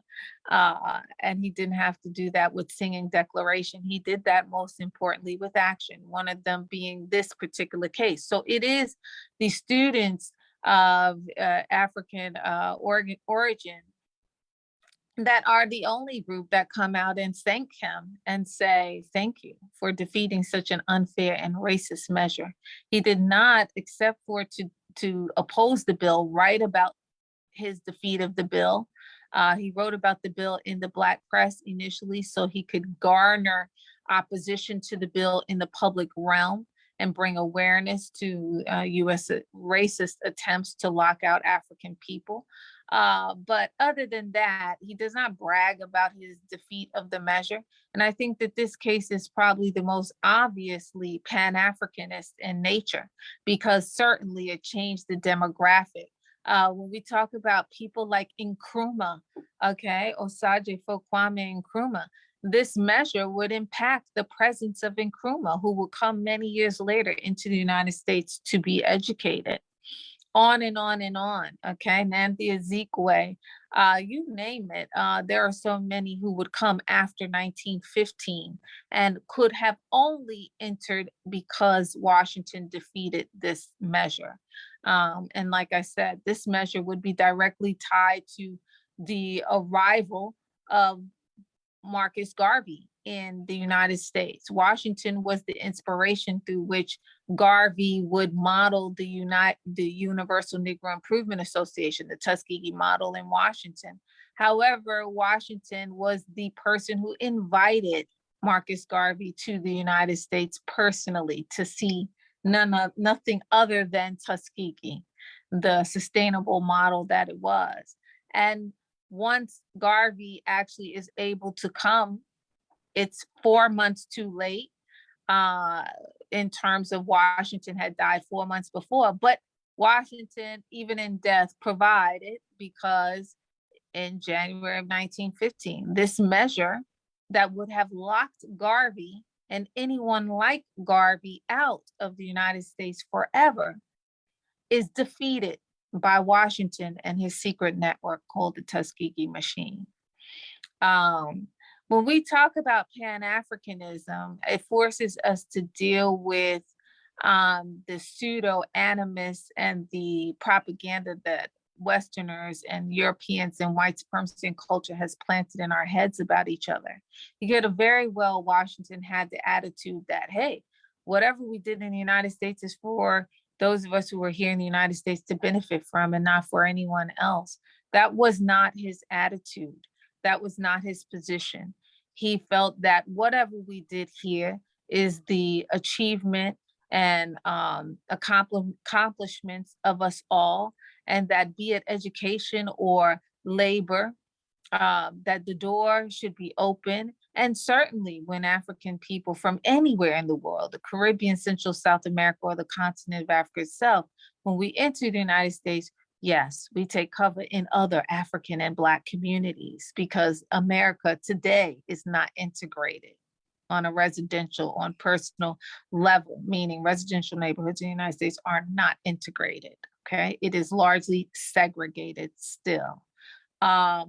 That being said, he did not have this animus. He did not have an ethnic bias, like, no, nobody else can come here. He challenged the same government and government officials that many people tried to say he was aligned with on some occasions, not necessarily aligned. When opposing and having the desire to marginalize and discriminate against Black people, he would oppose the very government he lived under. And that's what this case is evidence of. He is fighting for not just African people domestically, but internationally, and did not have to be educated to do that. Okay, had he had the need to be educated on who was African and who was Black and all of that in 1 week, this measure would have passed. And been the policy in the United States for the last 100 years plus. That being said, that was not the case. Okay, so I'm going to stop there. So the presence of all the people I mentioned and many others who I did not mention are the evidence of this case, are the, how would you say, the benefits, the measurable results of this case, okay? The evidence is presented here in this chapter. However, so I'm gonna stop there because I'm feeling some pain and I think that's more enough. This is the image right here that the chapter ends with of Booker T. Washington's funeral later on that year in 1915. And there is a procession there on the campus of Tuskegee Institute at the time, and today Tuskegee University. He's buried on the highest point, as he is the person who, you know, raised the institution from really nothing. So he is buried there on the campus along with George Washington Carver, the great scientist. So that's pretty much it. Those are two concrete cases. One where Liberia is preserved as a nation. I don't think it gets anything any better than that for those of us who consider ourselves nationalists, to preserve a nation, to preserve an African nation at a time where colonialism was rampant and was trying to, or colonialism, imperialism was trying to seize every corner of the African continent. So to preserve a nation is probably like, I don't know, extraordinary as evidence to one's, or a testament to one's Pan-Africanist identity. But then to this case is also a concrete example of Pan-Africanism in practice on a policy level. Both are policy examples, but on a policy level in the area of immigration, the movement of African people, the European and white supremacy and racist desire to restrict our movement around the world and in and out of the United States, and Washington's efforts to promote the freedom of African people to do that, be it in the United States or anywhere else, and a rebuttal and challenge to the desire to categorically put African and Black people in the same classification as criminals and undesirables based on race, which we know race is not even real, okay? But based on a physical identification, okay? All right, so I'm gonna end there. Of course, I overdid it. But I think, can I get a time check? Because I can't even see the time. Okay, let me. Okay, well, of course I overdid it. I'm not even supposed to be on here today, but I am here. So you can ask away. I'll answer as much. What time did you say it was? Let me check. What time is it? All right. Let me check. It's 12:28. Let me see. Hold on. I'll tell you. Never mind. It's okay. Let me see. 12:28. What did you say? It was 12?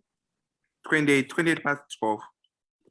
Okay. Alrighty. So I'm going to stop there. If anybody had questions, comments, anything related to the cases, I'll take those so I can talk less. Okay.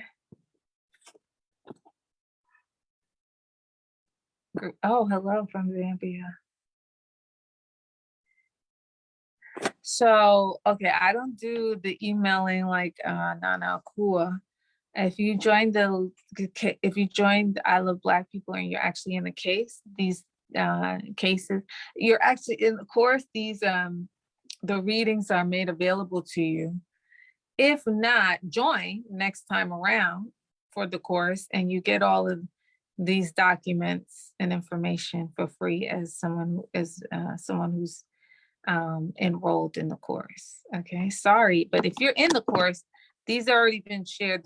These documents and the readings have been shared, and yeah, they're worth it. They're valuable. They cost money. And these two chapters, actually the last 3 chapters that we covered in terms of reading, and I didn't cover Amilcar Cabral, his conversation with African people in the United States. I will cover it next week, right? Because I feel a need to pipe down. Those of you weren't here in the beginning, I had surgery, so I'm not supposed to even be talking today at all.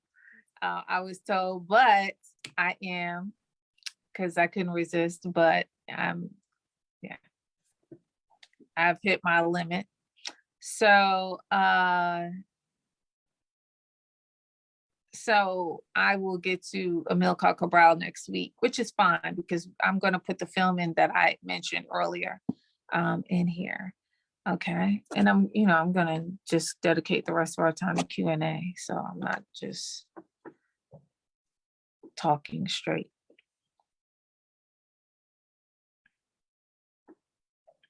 Okay. Oh, Edwin from Valentino, please join I Love Black People. Hold on one second. No. Okay. Sorry, guys. Okay. Please join I Love Black People and sign up for the course. Because I typically, these chapters are from my book, Books to Washington, Africa, The Making of a Pan-Africanist. And you need to get it in the context of the course, or you can actually go online and buy the book. The administrator, can you share the link to the book website, Books to Washington, Africa? BookerTWashingtonAfrica.com, and you see all about this particular book that this readings come from.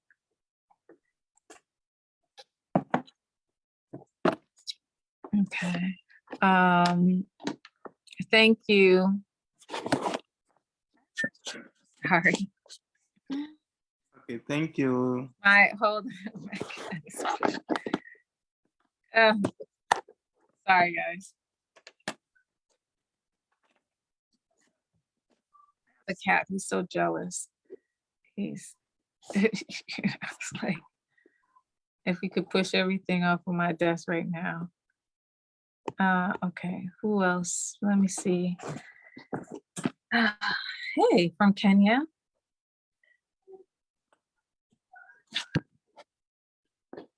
Good. So make sure your company or business is registered with I Love Black People. Thank you, Wia. Wow. Yes, buy the book. Buy the book, Books to WashingtonAfrica.com. You can buy it. But you can also wait to the beginning of the year and it'll be available digitally and a new version, hard copy. So there's Maurice from Nairobi. Very safe and defensive driver specialist. Make sure Otieno, Robert, make sure you're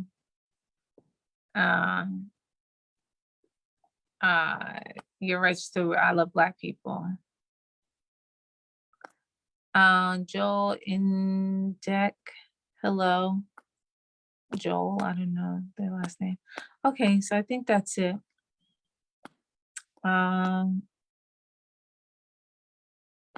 So those of you who keep asking for the information, hello, how are you? Make sure can administrators put in the link to the website for my book?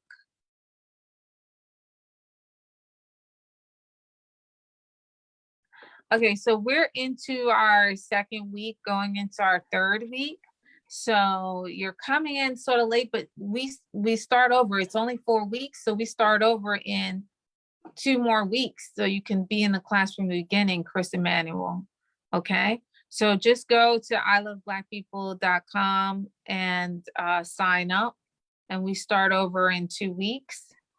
Okay, and you will be in this course. And I covered, this is the Pan-African History and Organizing Ideological Development course, basically, where we sort of like orientate you to do the work that you do or will be doing in the context of I Love Black People. So yeah. Okay, so that was my answer regarding the course. So it's not too late. It's never too late. It's never too late. All right. So you're welcome. So I'm gonna stop there if there are no other questions. And I'm laughing because if you saw me yesterday, you're welcome, Chris Emmanuel. If you saw me yesterday, you would be surprised to see me on here today working. But I'm happy. And but I'm gonna stop here. Thank you. I'm gonna stop here because I don't want to be in pain and I'm going against doctor's orders. So I'll stop. And the film, Cuban African Odyssey, thank you. I'm going to put it up early. Normally I don't get to this until like the final week, but I'm gonna put it up early, mainly because you already have the reading for Amilcar Cabral. And I want to make sure that you get this and I get, thank you. You get this and you get the information so that we can get into the conversation about how the highest form or highest expression of Pan-Africanism makes its way to the African continent, okay? In terms of the unification or the liberation of numerous African countries and just the vision and the desire by Osagyefo for Kwame Nkrumah to, thank you. I went in, Chris. The desire by Nkrumah, thank you very much, to see a total independence and liberation of the African continent, right? And ultimate unity, which leads us to a conversation of organized efforts of Pan-Africanism in the form of the OAU, which eventually leads to the AU. And are they living up to that, right? Once again, we started with talking about being on a continuum, right? That this struggle for our liberation is a continuous struggle. And so, Nkrumah is probably the leading visionary along with many others, but the leading visionary in terms of understanding the idea of continental unity and what that would mean for us, not just on the African continent, very importantly on the African continent, but how that would reverberate throughout the world. Okay. All right, so I'm going to end there. Everyone have a safe weekend. And I will see you next week. The readings and everything, materials, thank you, go up on Monday night, but I'll probably be putting them up early as I already have like Cuban African Odyssey in queue. And it deals with, some of what I'm talking about, Cuba's assistance to African liberation struggles. And we don't want to fixate on Cuba, as you guys know. It's about what Cuba does for Africa. It's not about Cuba. It's about what they do for Africa, okay? And it's just the same way that this book is not about Booker T. Washington or the cases. It's about what he does for African people, all right? More importantly, how they serve African people, how they serve African unity, Pan-Africanism in essence, okay? So I'm gonna end with that. And I am because we are, and I will see you all next week. Okay, let's see. We And got because Thank you. thank you so much. For those who wanted to join the class, kindly join through the link which I shared in the chat section. You can be enrolled in the Pan-African class. Thank you. Enjoy the rest of the weekend and stay safe. Thank you. I appreciate you, Dr. Terry Wright. Thank you. Okay. Okay, All right. goodbye. Bye-bye. Peace. Yes.